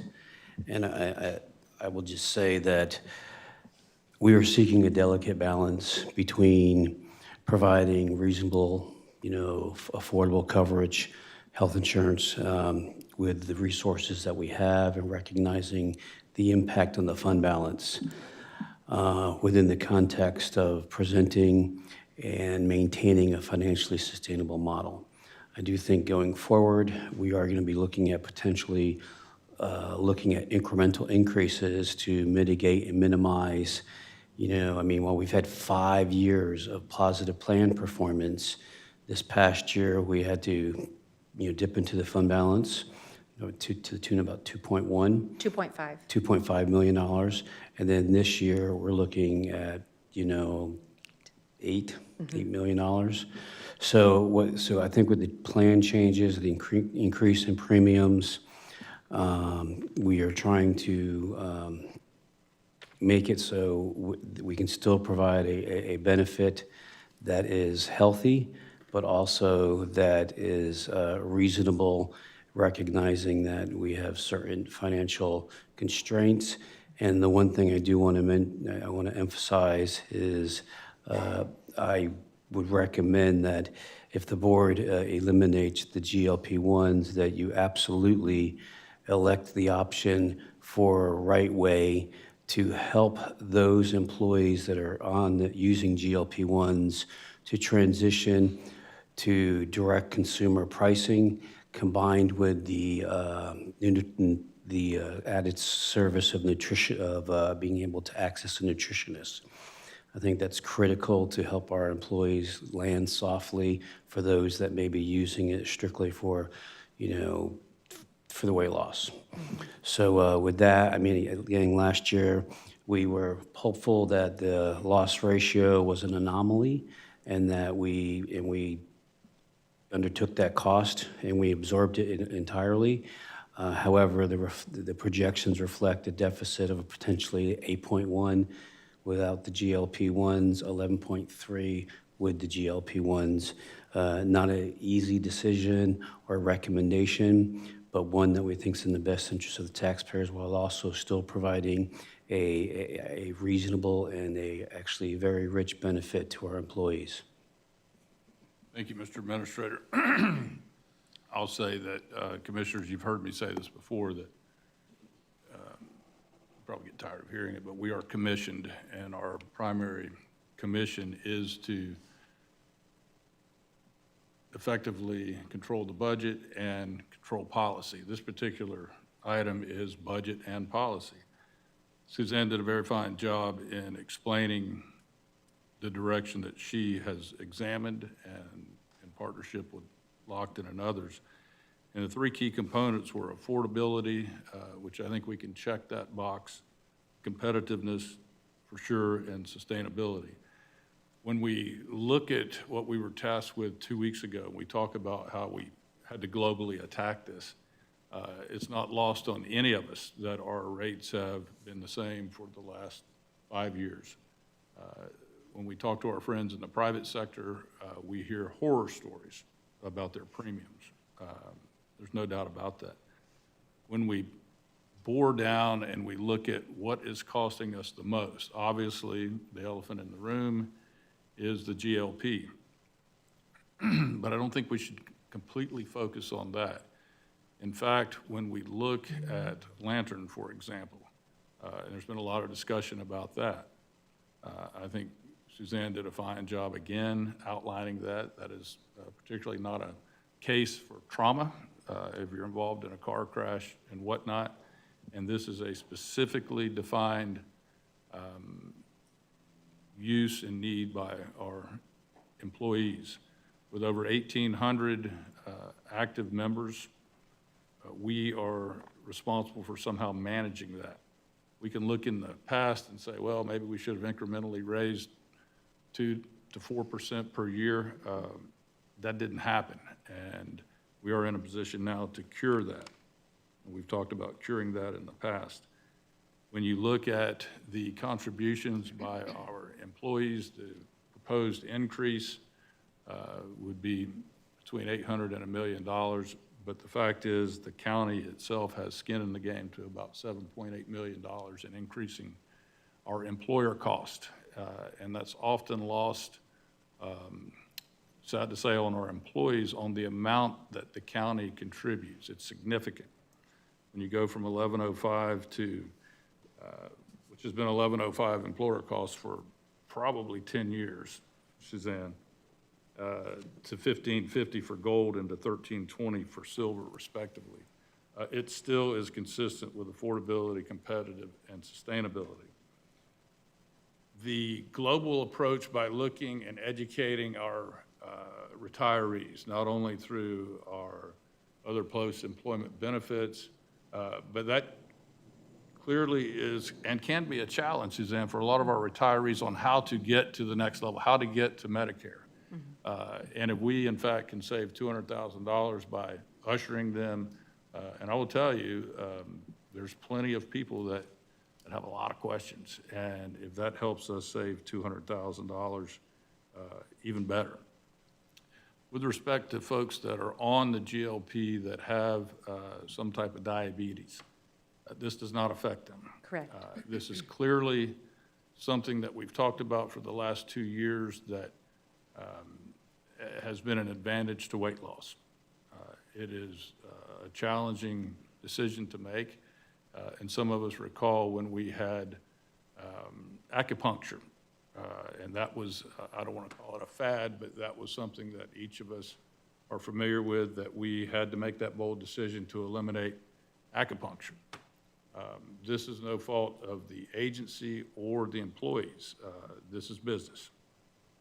And we have a responsibility to stabilize this. And we look at all of the other factors involved, to include the telehealth, to include our partnership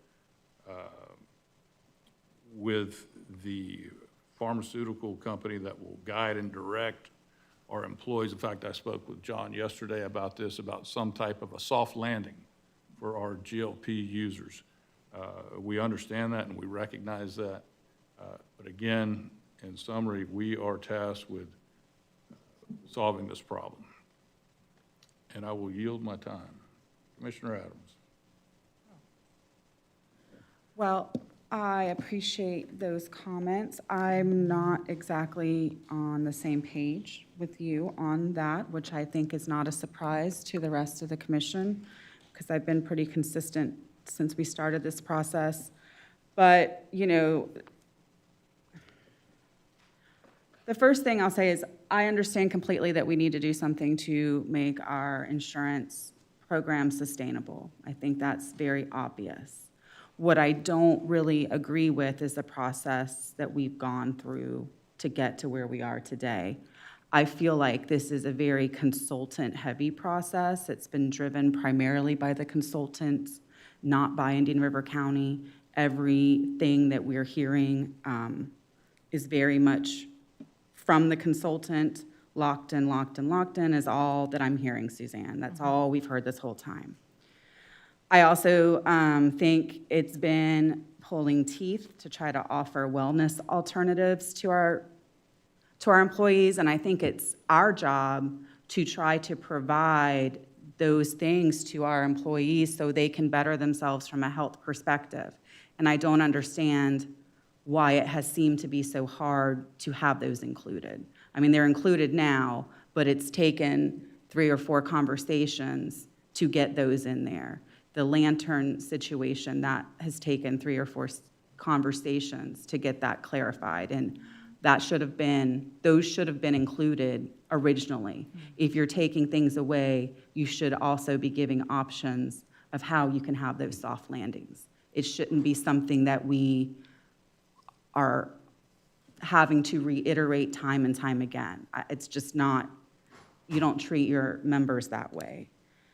The other thing is, I thought a survey was supposed to be sent out. I haven't seen that. I haven't seen anything from the survey related to GLP-1, weight loss programs. I believe from John that there was a last-minute survey sent out to a handful of employees, but when this first came up, if you recall, I asked for something meaningful to be done to relay to employees what was going on and to try to get some feedback from them so we knew where they stood. That hasn't happened, and we're on our third or fourth meeting about this. So I find that to be problematic.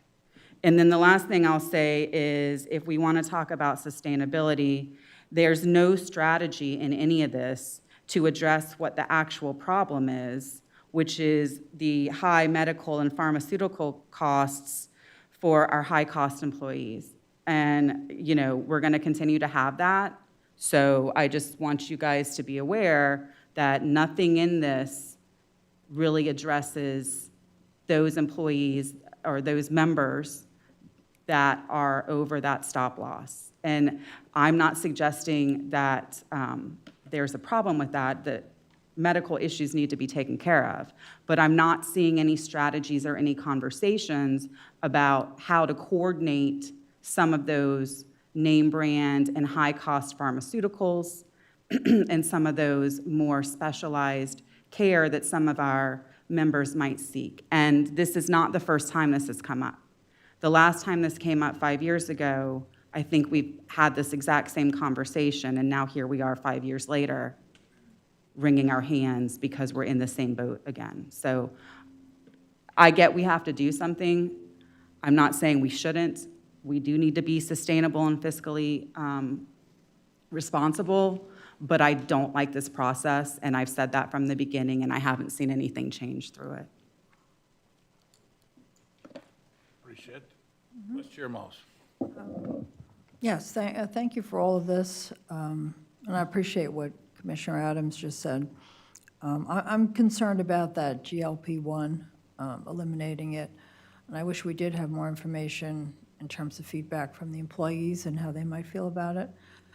But that being said, I think it's probably something that we do need to go forward with, provided that we include that we give them access to the manufacturer, and help them obtain a low cost or a lower cost prescription rate than what they would get otherwise.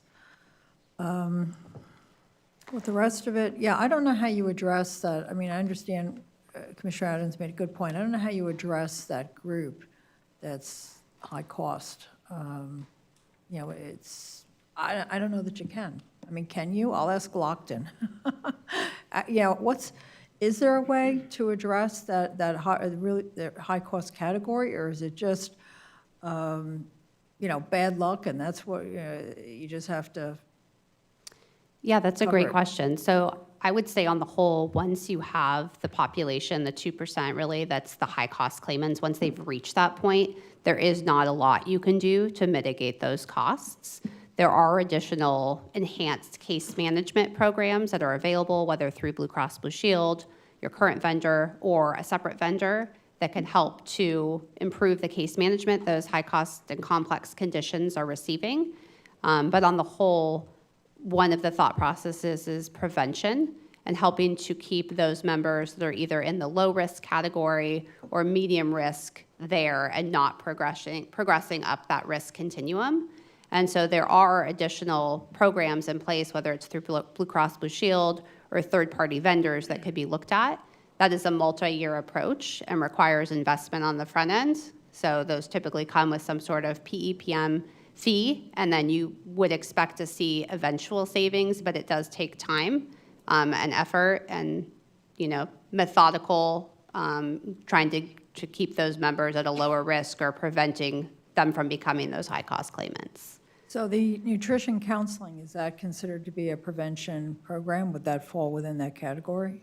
That would fall into that category because it's twofold. Both, nutrition therapy would be the prevention portion of that, geared towards all of your population, not just those with a diagnosis.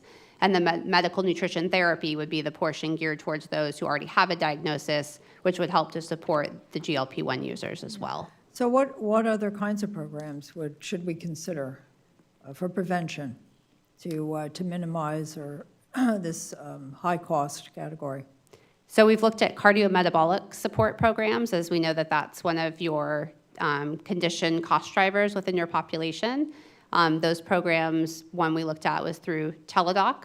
It does require engagement and enrollment in the population, so it takes some effort from employees and, from the Teladoc team and from the Indian River team in conjunction with Lockton to engage that population into those programs, but they provide continuous glucose monitoring, they provide connected scales, and there's automatic connection that's going on between those devices and a Teladoc Health clinician that's helping to guide that member's journey to help improve their quality as far as dealing with conditions like diabetes or obesity. So that was one program that we vetted, but ultimately it does require a significant level of engagement and return is not immediate. And so I think what we were focusing on for this year is the immediate issue at hand, and making a lot of changes at once sometimes is not effective as far as getting that engagement, which is what you need to get that return. Yeah. No, I understand. Right now, we just want to stop the bleeding.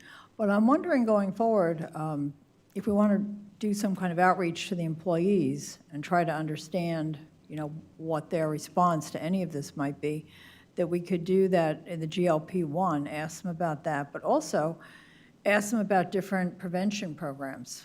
Would they have an interest in it? And there's probably more than what we have time to talk about right now, but maybe the two of you could talk to each other, come up with some kind of proposed list of prevention programs, and then when you reach out to the employees for the GLP-1, include that, some kind of survey or, questionnaire, include that and see what kind of interest there might be in the different prevention programs. Yes, and based on Commissioner Adams' feedback previously, as well as the rest of the commission, there was a health and well-being surveys interest survey conducted a couple of months ago through the Right Way portal as a means to engage members and give them access to that survey.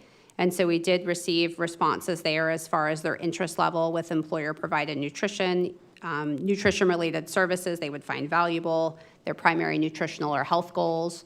And so that did support the recommendation to kind of liberalize the nutrition services that are available through the self-funded plan, both for preventive purposes and diagnosis purposes. Yeah, well, let me continue along that line. I think the outreach to the employees is really important.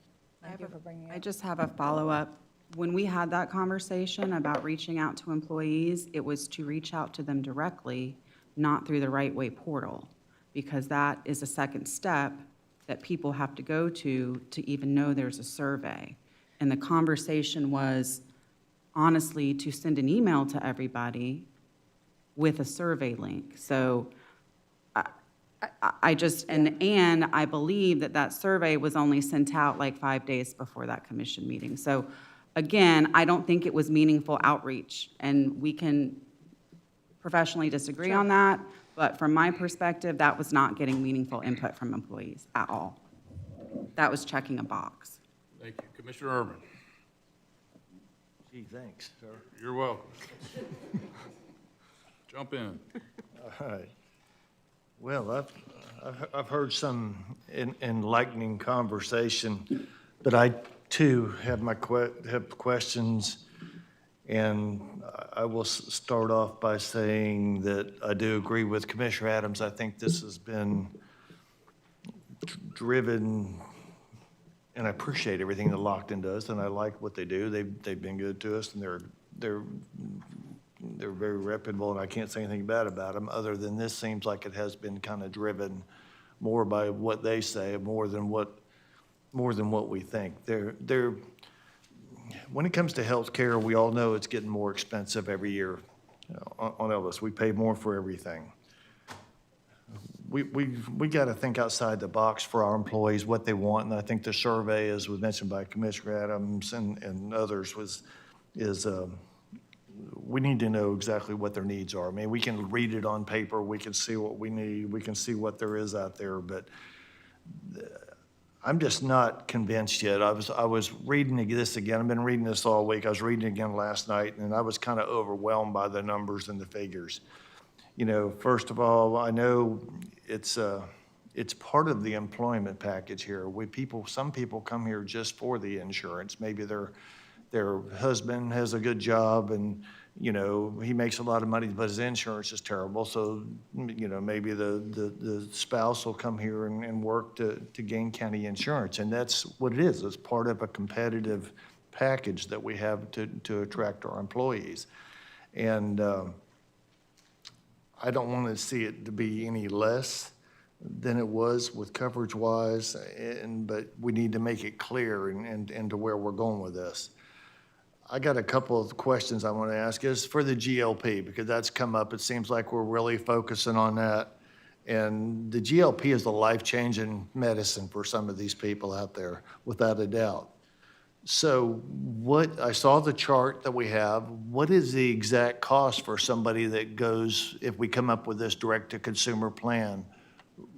What are they paying now, and what would they pay in the direct-consumer plan for the diabetes? And this is not related to diabetes. Let me get clear on that. If they're on,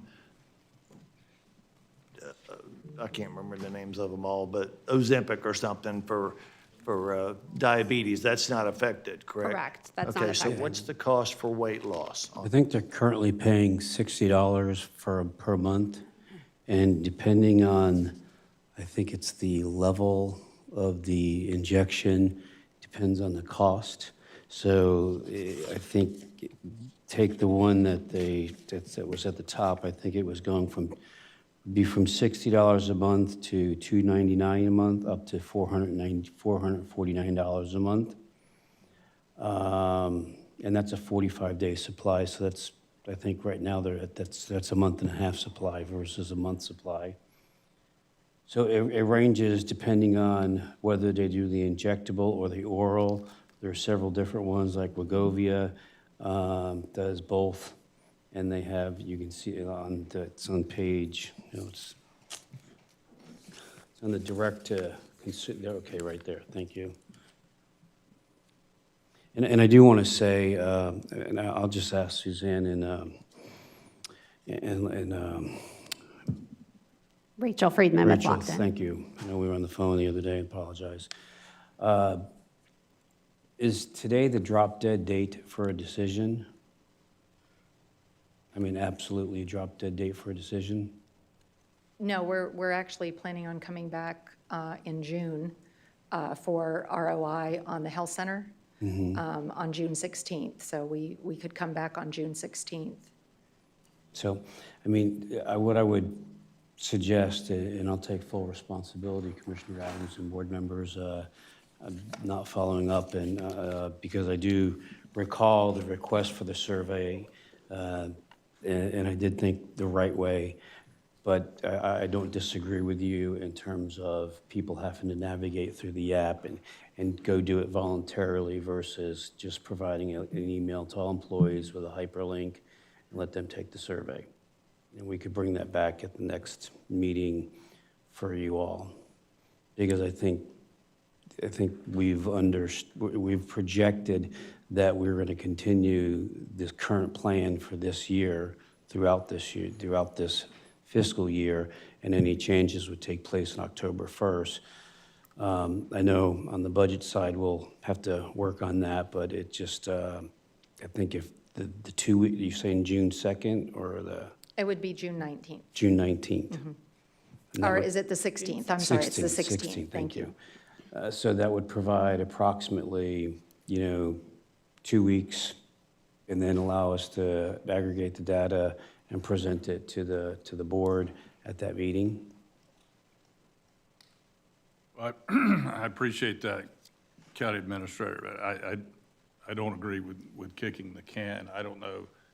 Survey's not going to change a whole lot. The question is two things. One is, personal responsibility.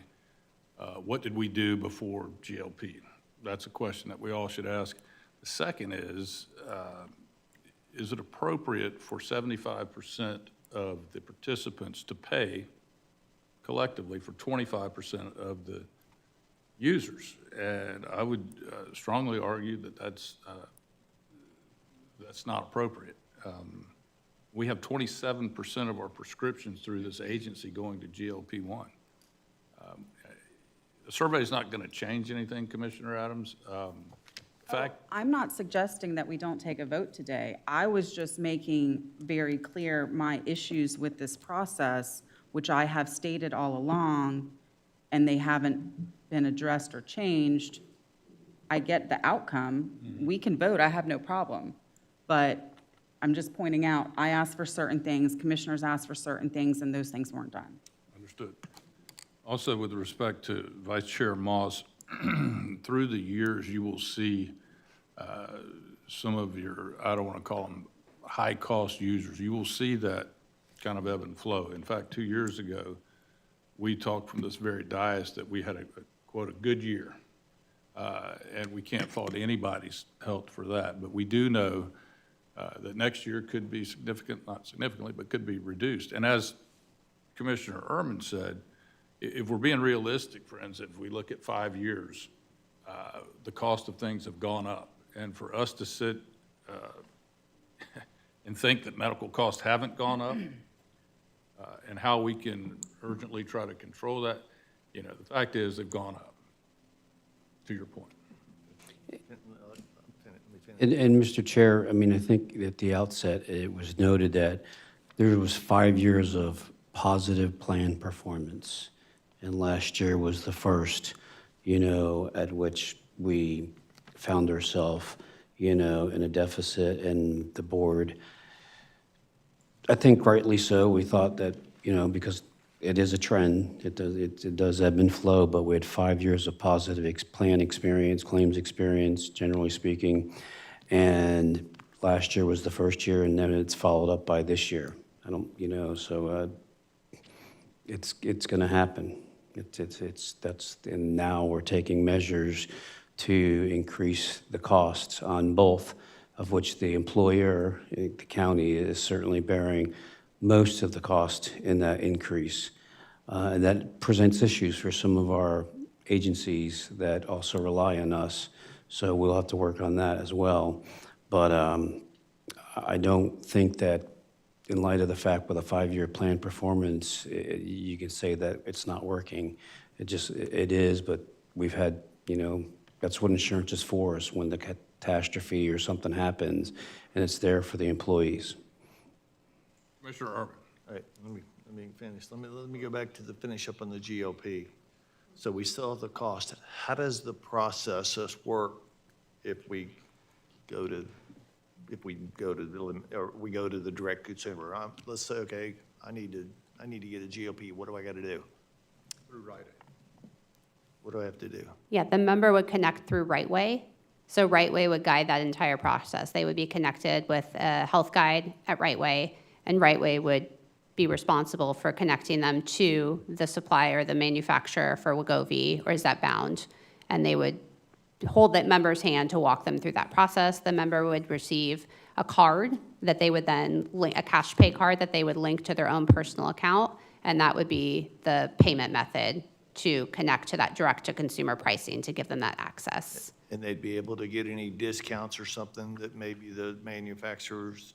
Correct. It's that payment card that would enable those discounts through the manufacturer. And essentially, they would be getting a discount over what they would go direct, and they would be able to do it just with their hand being held. So it'd be a lot smoother process for the member.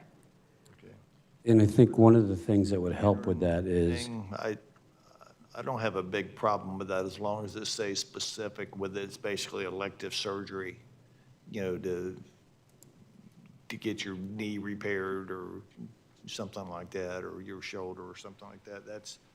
That's probably a okay way to do it, but I'd still, I still think there might be a little pushback on that, but I don't have a lot of heartburn with that. The deductible and co-pays formula that you came up with, that I think that it's just going to take a little more of me reviewing it to be comfortable with. It's not out of line by any means. I don't think it is, but it's something that we need to look at as a whole.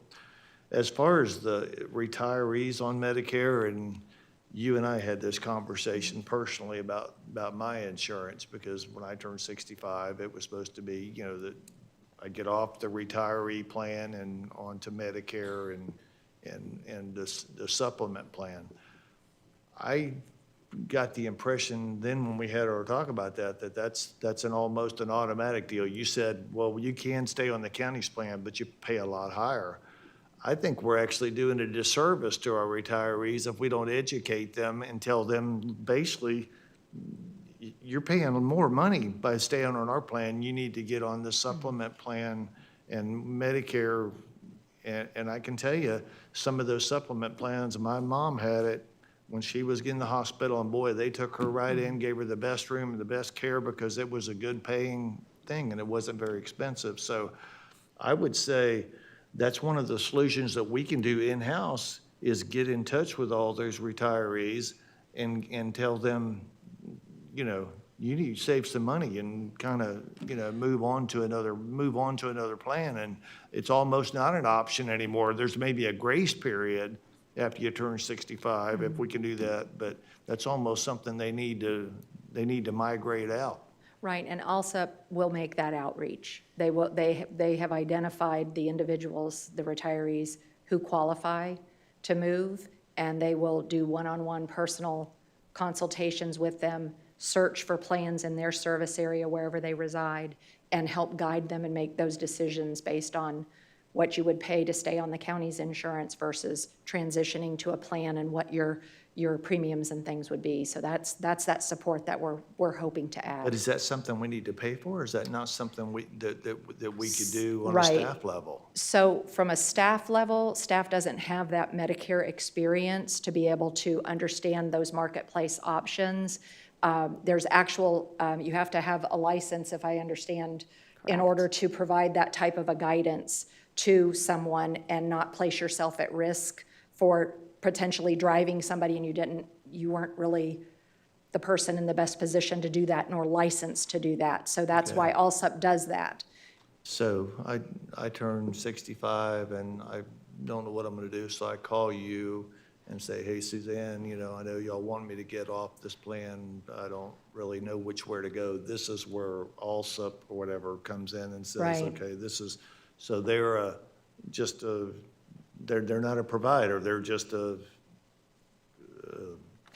that They are gives you professional information for it, guidance. Yeah. So- Yep. Yeah, they're third-party consultant guidance to provide that education to your 65-plus population on their Medicare options that are licensed Medicare health guides. And so they'll run the quotes to have Medicare in their geography to see what that compares to the county plan. They'll bump up the premiums. They'll take all of the information from the retiree as far as their out-of-pocket costs today and let them know what that would look like on the Medicare plan. And then they would be able to help them make an informed decision. Is there a cost to us for that service? Only if somebody transitions off the plan. It's a contingency fee for service. Okay, so it's a one-time cost and per Correct. individual or family, and we move on. And so we've talked about a 3-year plan there where after the first couple of years, if ALSUP is successful in working with your members and guiding them to the best solution for them, that population will essentially dwindle as far as those who are paying the less subsidized rate at the county. And then we would be able to terminate that ALSUP contract as there's no 30-day notification period to terminate. There's not a contractual period that you're left in. So you can terminate that at any time.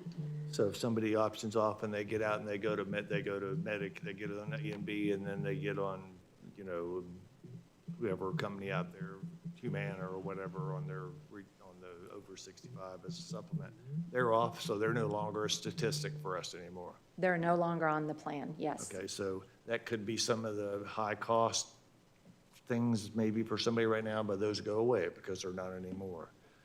The high-cost thing, I've been here long enough to know that we've seen it come and go. I had one of my dear friends that I worked with for many years, Mike Davidson, was a high-cost employee at the time, and then those come and go, but we have to be prepared for it. But I think we need to look at that, how we can prepare better for that, fund-wise.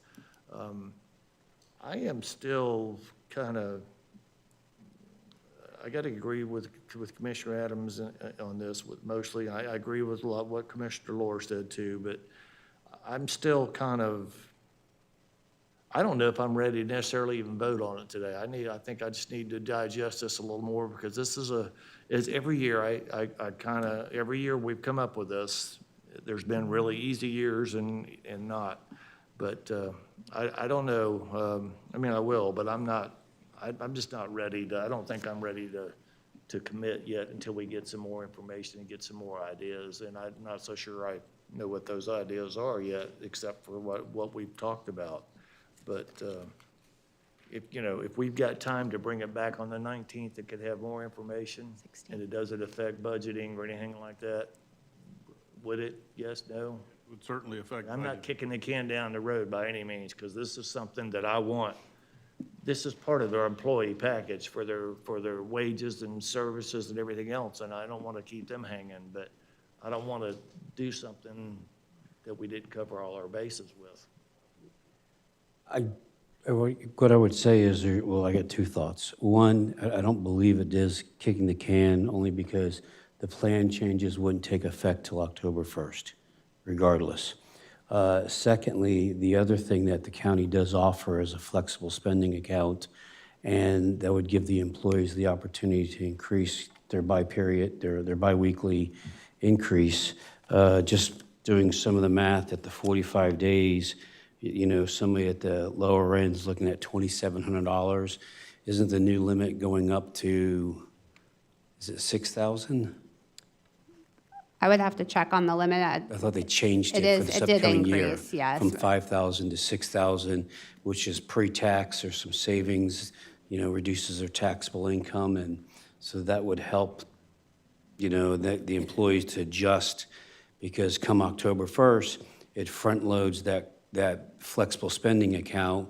So it's not a direct right out of the pocket. It's coming out over the remainder of the fiscal year to pay for those costs. I'm not saying it's a panacea to solve it, but it certainly helps, by having a flexible spending account and using that wisely and maximizing the taxable savings that you could get.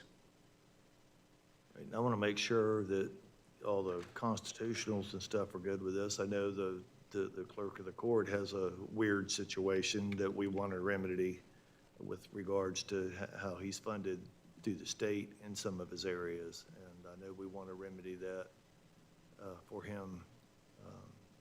So I'm kind of whatever y'all want to do, but Does Commissioner Fletcher have any comments? He's muted. He's muted. I appreciate that, Commissioner Urban. But the fact is, we have had ample time to discuss this. I guess depending on how much time you want to put into it. The fact is, it is very important for the budget process. I think we've each spoke with Clerk Butler. We don't have any control over his dollars coming in from a particular area. So I obviously can't make a motion as the chair, but I think it's time to move on. I think the hard work has been done, not only by Suzanne, but our consultant. And sometimes it's a bitter pill that we have to swallow. I've been down this road before, sir. I know all that. I just feel like there should, I don't mean this in a negative way, but I just think I think we need to, there's some more thoughts I think there's some more thought we can put into this, and with a little more information that we need. I know how this, What type of information? I know how this works, but I'd like a little bit more thought on how the process is, on this whole process, to clarify it for the employees and for all of us, to make sure that, I'm okay with the GLP going to direct, but until I asked you, I didn't really know how it worked today, just 5 minutes ago. So I think we just need to make sure that these things are clear with all of us on some of the options, make sure the lantern thing is perfectly clear with everybody. Yeah, We do have our employee health fair coming up, and we obviously would, as we always do, educate our employees through the employee health fair, which is in person, if you recall. I think that this will be the third year since its return. And we could double our efforts and identify those, or those that are using currently GLP-1s, make sure that they're aware, and maybe have a special session with them and Right Way? Right. Well, actually, through our open enrollment process, we would dedicate a strategic outreach that would be coordinated with Right Way. Right Way has all the medication information on the 4,000 lives that we insure on our plan across all constitutional agencies. We, as an employer, don't have the specific individual, it's PHI. We would not know who is receiving medications, nor do we receive any reports that reflect that. Everything is de-identified from what we as an employer receive under the health plan. However, Right Way sees it, and I they was going would, to say, could Right Way not send out a letter Oh, they to will they would those absolutely do that. individually Yep. without our knowledge and saying at the employee health fair? Yep. Because that's before open enrollment. It would- And say, we'll be there to help you understand the direct-to-consumer options, so they're aware well in advance that, hey, I need to go and I need to make sure I meet with Right Way. Because we wouldn't know who is being notified, is that correct? Yes, if a decision was made today, we could notify Right Way immediately and Yeah. work to meet that deadline of sending out a letter prior to that health fair, which is about 3.5 weeks away. Correct. Yes. Any further? Any of our stakeholders would like to comment? Commissioners, what's your flavor? Let me just add John, I believe with the talking to our retirees perhaps could ultimately lower our OPEB a bit. Not a lot, but a bit. In other words, they would be off of our plan.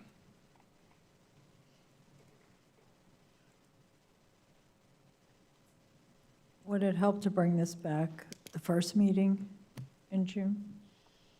The only reason why I think we're coming back in June initially was to do a review of the return on investment for our employee health and wellness clinic or center. So that was the intent for that particular, to bring that update, because we don't have that. So if the board is set to make a decision, I think we're set to start implementing that. But we can still, I think, with the decision that's made, if centered around the GLP-1, it would give us more time now to reach out the right way and to make sure those employees or those members or family members are aware, and so they take the time to attend the health fair and potentially meet or understand the options that they have as it relates to the direct consumer.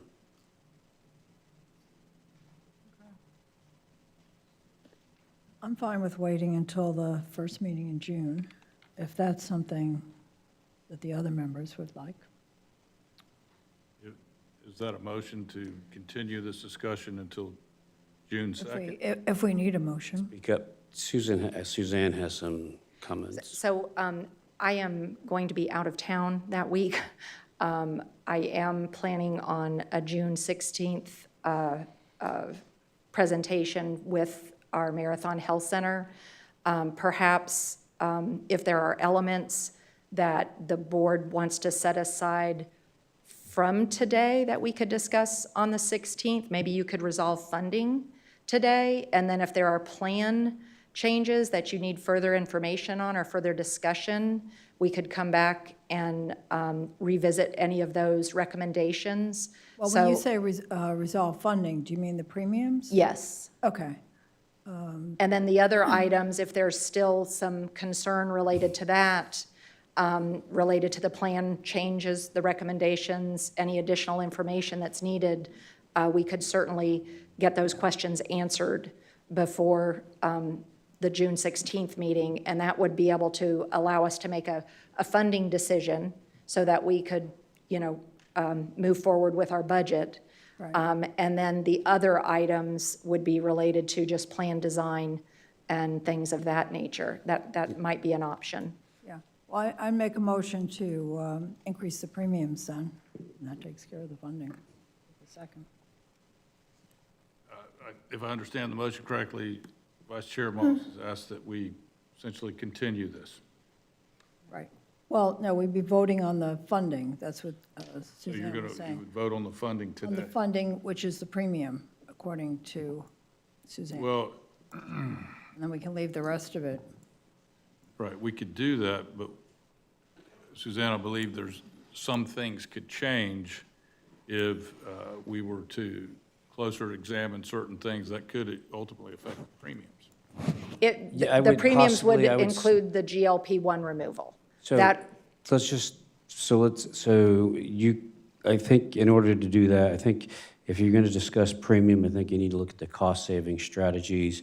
And if there's one in particular that you don't, that you want more information on, that's the one we can bring back. But you could go down like plan design, yes or no. Do you like option A or option B? What's recommended by Lockton is, you know, the increase. They all have increases in the deductible or the out-of-pocket maximum.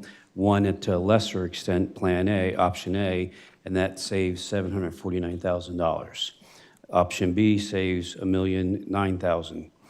And then you go down to the medical. We could go through there if you want to go with that, and then this way we could start building this for the purposes of the health fair and everything else that we have to do. But if there's if the GLP-1 is the one that is causing consternation, we can go through all the others and get that done, and then come back if there's, but I think to Commissioner Lur's point, or Chairman Lur's point, when we ask for more information, what specifically do you want to know about more information?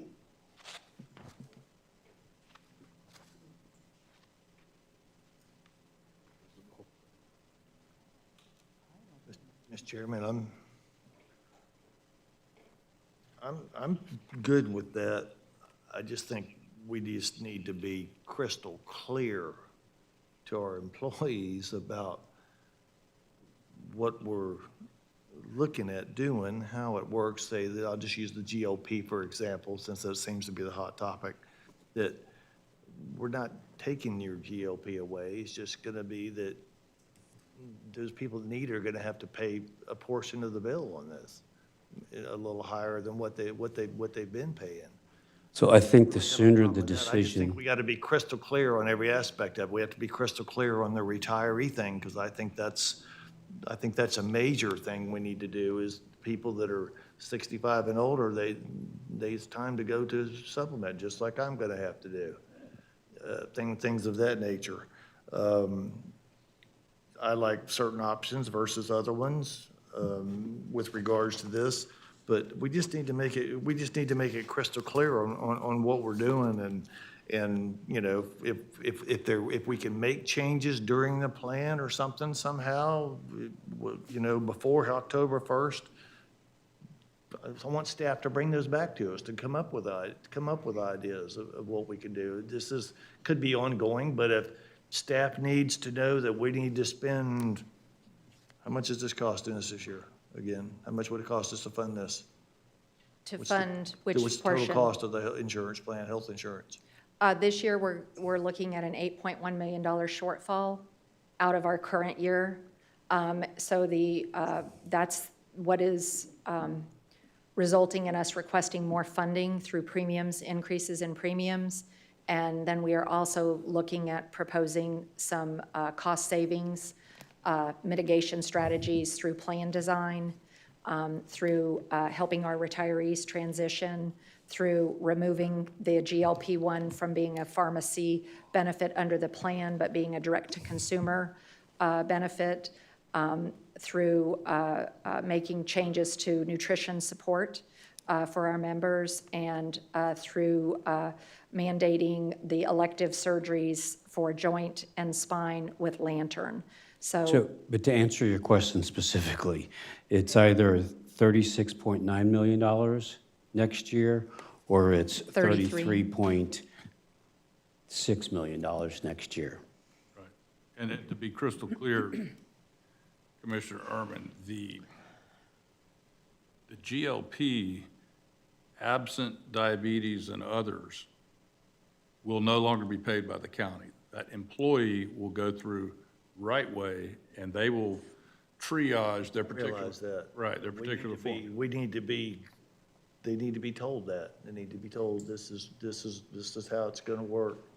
You know, it needs to be crystal clear. Mr. Chair, I think what I'm hearing, from Commissioner Ehrman and Commissioner Moss is some concern that there needs to be some guarantee that there's going to be actual and meaningful outreach to the employees.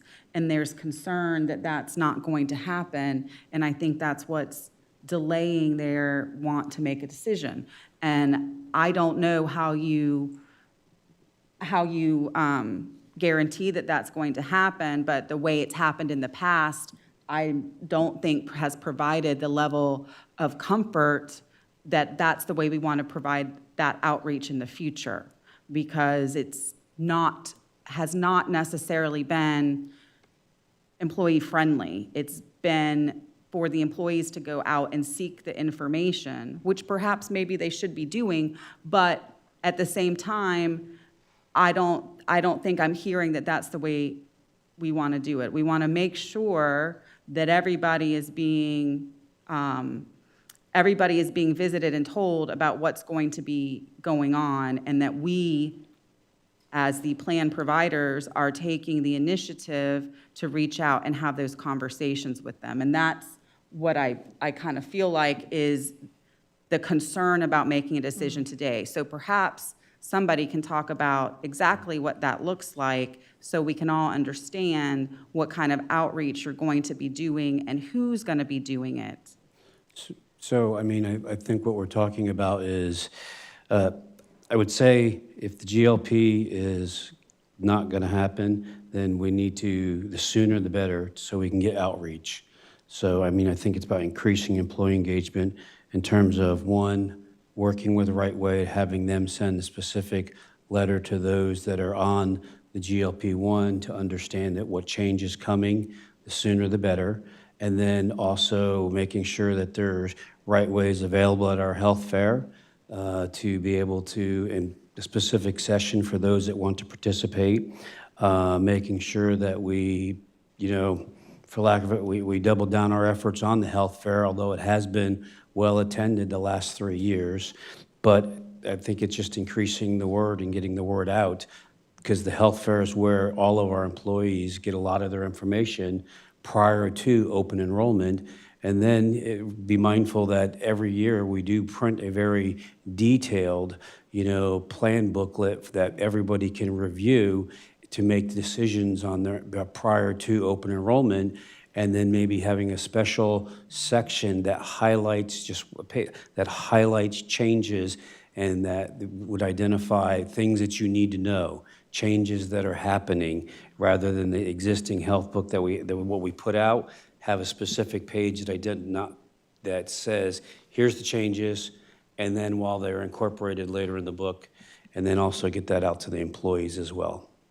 Yes, and I would just add to that, typically we'd recommend a first line of communication coming internal from the employer to notify your member base of this change. That would be followed up by a direct letter from Right Way to home mailboxes so that members are aware of the change in writing. And then that would be followed up by Right Way outreach, phone calls, emails, letters to notify them of the Right Way payment card direct-to-consumer program, to, again, hold their hand through that transition so that the members who are currently utilizing weight loss GLP-1s are aware of the new access point. Well, for instance, I see, Dr. Smith did my left knee 2-3 years ago. He did a great job. Now you're telling me I can't go back to him for my right knee replacement. It's got to be spelled out. They got to know. You just don't all of a sudden, we went to this new plan and, they need to be educated on that. Yes. I can see that happening too. Money-wise, I'm okay. If we need to settle on different options, I'm willing to pick option A or option B. But we just, I think with all the discussion we've had, we probably, Commissioner Moss, maybe you would want to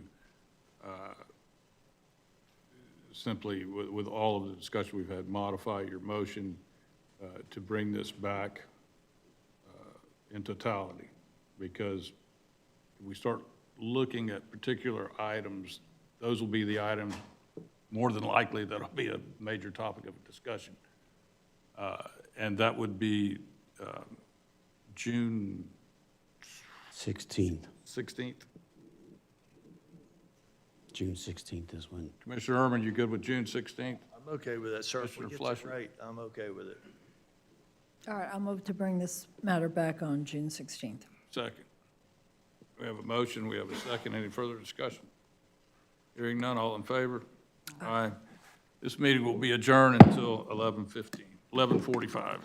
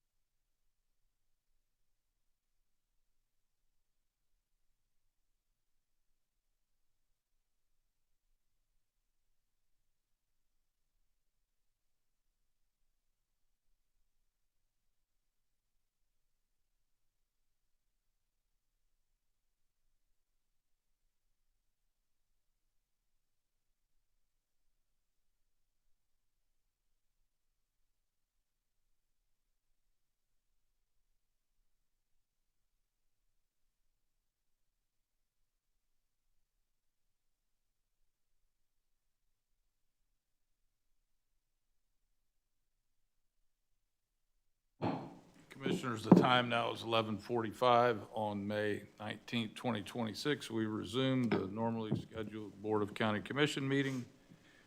Moving down the agenda, this brings us to county attorney matters. Item 14A, Bureau of Liquor States MSTU Advisory Committee, vacancies, appointments.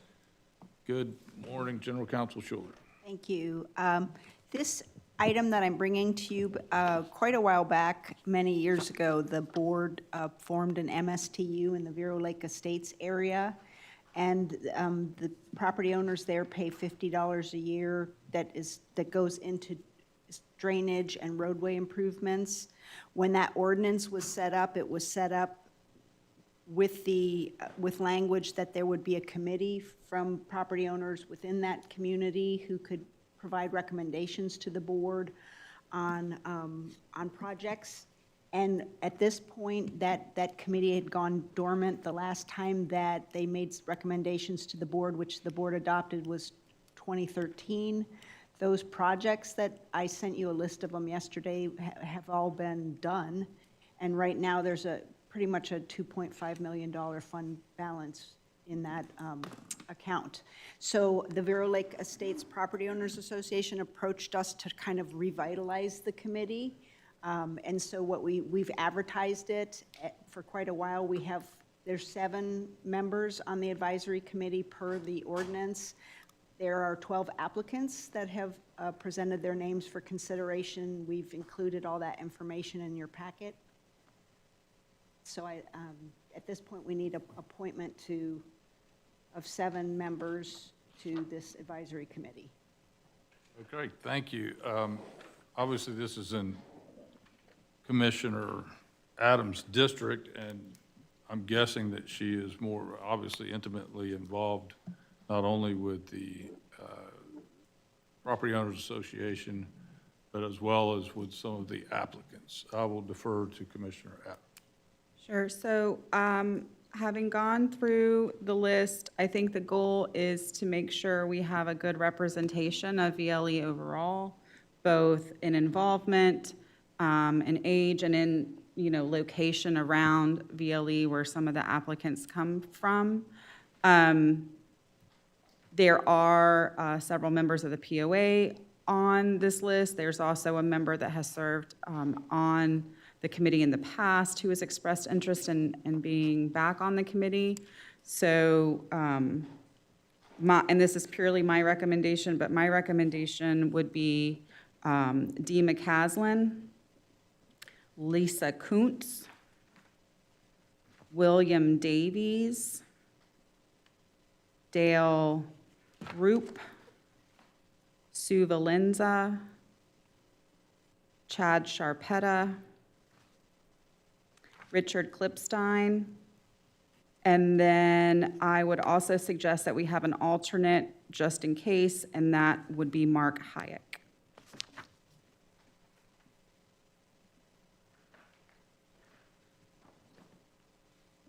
Okay, I've reviewed them as well, and it's I think a similar list. One thing that I did keep in mind was someone that hadn't lived there for over a year. I kind of DQ'd them just for knowledge and recency. Commissioners, any comments on Commissioner Adams' recommendations? No, I'm fine with it, and I think it's good to keep people with current experience, people from the POA. So I had them on my list as well, and also the person who was previously appointed in 2015. And I'm sorry, did your list include the sheriff's deputy? It did, okay, because I had him on my list as well. So, yeah, I agree. Thank you. Commissioner Adams, is that? That would be a motion. A second. We have a motion, we have a second. Commissioner Fletcher? He's got his thumb up. Thumb up. Let the record reflect, clerk, it's a thumb up. Any further discussion? He's laughing. Hearing none. All in favor? Aye, and congratulations to our new 7 plus the alternate.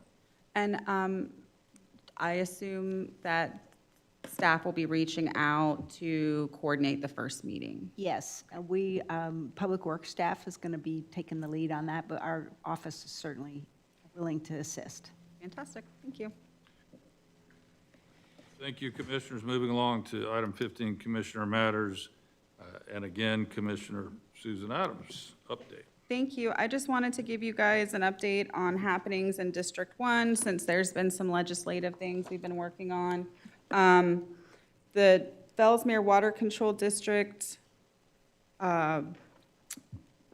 statute, I'm sorry, that change is still awaiting the governor's signature. However, we do have a signed interlocal agreement with the current Fellsmere Water Control District and the county that will handle this transition period. I think we discussed at a last update, kind of going ahead and getting that done. What that ILA covers, it protects the assets. It also calls for any expense that's not budgeted for this next 6 months will have to be agreed upon by the county and will have to be approved at a public water control district meeting. They did just have their landowners meeting where they voted to keep the assessment the same going into next year. So we will inherit that assessment, which will be basically a static budget.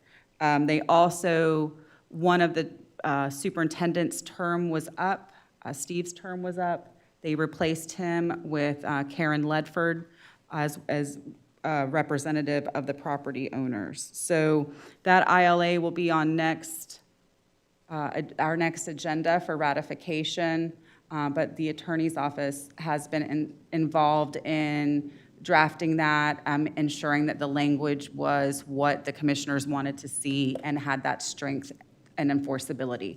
And it has been, as of 10:15 today, it's been signed by all parties at the Water Control District. So we are good to go there. The other thing I wanted to kind of give you guys an update on, which is in line with legislation, is the city of Fellsmere called together a property tax, kind of what they're calling a property tax working group. It's comprised of one staff member from each city.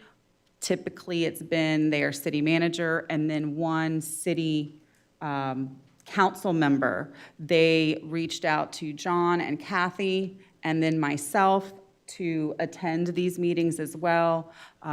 Kathy's got a lot of that institutional legislative knowledge on what's going on in Tallahassee, and they asked me to attend based on my involvement with FAC and NACO. We've had a lot of discussions on what's going on with property taxes. The group did put together a letter that will, if and when something happens with property taxes, the idea was to use that as a community-wide coordinated effort to kind of have our voices heard in Tallahassee.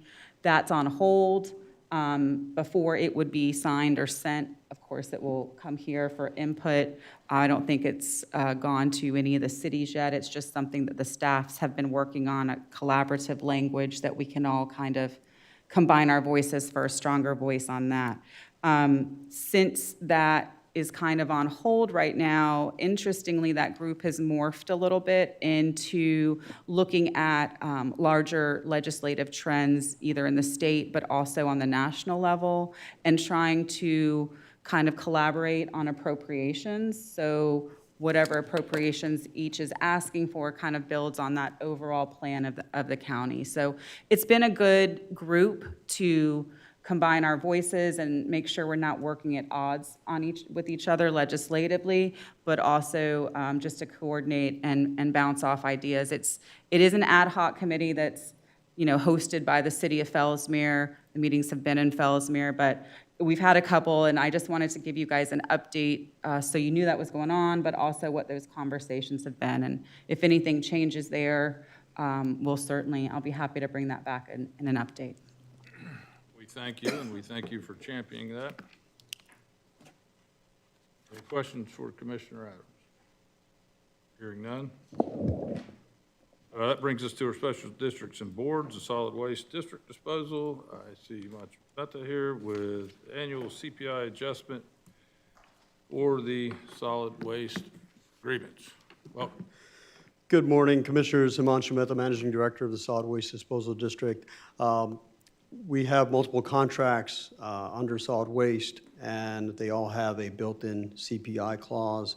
And so usually we wait a little bit later in the year because some of the agreements have timeframes that year-to-year changes that are a little later. But with budget preparations and so on and so forth, we wanted to get this item in front of you today. So we have basically our yard waste operations is with Atlas Organics. We have that agreement that has a CPI index. It's June to June for them. They have a max cap of 3% per year. We have Indian River Sustainability Center. That's the Heartland evaporator system. That also has a cap of 3% annual. Waste management, that's both for universal waste collection and the recycling collection. That has a max of 5%. And then Republic Services for the landfill and the convenience centers, that also has a 5% cap. And then finally, Bulk Express. They transport the recyclables from Indian River County to St. Lucie County, and that has a 3% cap. So reviewing, each of these companies basically submits their annual adjustment request to us. We've reviewed them, and today presenting the individual request. Atlas has requested a 1.38% increase. Indian River Sustainability Center has requested a 1.42%. Waste Management, Republic Services, and Bulk Express, again, they tie in January to January change. It was a 1.22% increase. And so we're here today to kind of get the authorizations for these CPI adjustment approvals. They'll be factored into our budget request, and then accordingly will get factored in to any adjustments in rates. Overall, I did want to just mention to you, when we look at all of these contracts, and we look at solid waste, and I think it's on the second page of the agenda item, the budgetary impact, we're looking at a total of like $32.5 million. So when we look at SWID funding and what we're doing, these contractual services that run the gambit of our operations, from collection to disposal to processing, recycling, and so on and so forth, yard waste processing, leachate evaporation, it's a big part of our overall SWID budget. And all of these have per board approval contracts that have an annual adjustment, covers fuel prices, labor increases, and so on and so forth. Just so with that, I'm recommending approval and happy to answer any questions you may have. Commissioners, any questions for Director? I was just curious why it's a different percentages, the CPI, the increase. It's I mean, they're close, but right. Some of the agreements are older, like the Atlas agreement is much older than we have now, and so that they have a different month to month. So I mentioned Atlas is June to June, versus like Waste Management Republic or January to January comparison. So every month an index comes out, the consumer price index comes out, and it's being compared to the year prior. And so you're looking at the difference over year to year. And then we usually, in some of these, have like a 75% of that CPI change. And so that is what's contributing to the differences. Overall, what previous commissioners and whatnot, what we've done is, as we get into new agreements and working with the county attorney's office, we have tried to modify those agreements so that they all line up to more of a January to January timeframe. That allows us to get the timely request in and bring them to the board for approval so that we can factor them into our budget. And so that's our goal, and that's what we did recently with the Waste Management and Republic, is to line them up so that they're more January to January than later. okay, thank you for the clarification. Thank you. Commissioners, what's your pleasure? Motion to approve. Have a motion by Commissioner Herman, a second by Commissioner Adams. Any further discussion? Hearing none, all in favor? Aye. Commissioner Fletcher? No response. Thumbs up. Thumbs up, Madam Clerk. Motion passes unanimously. And finally, the public comment non-agenda related matters. Anyone has any comments whatsoever? Hearing none, seeing none, this meeting is adjourned. Thank you.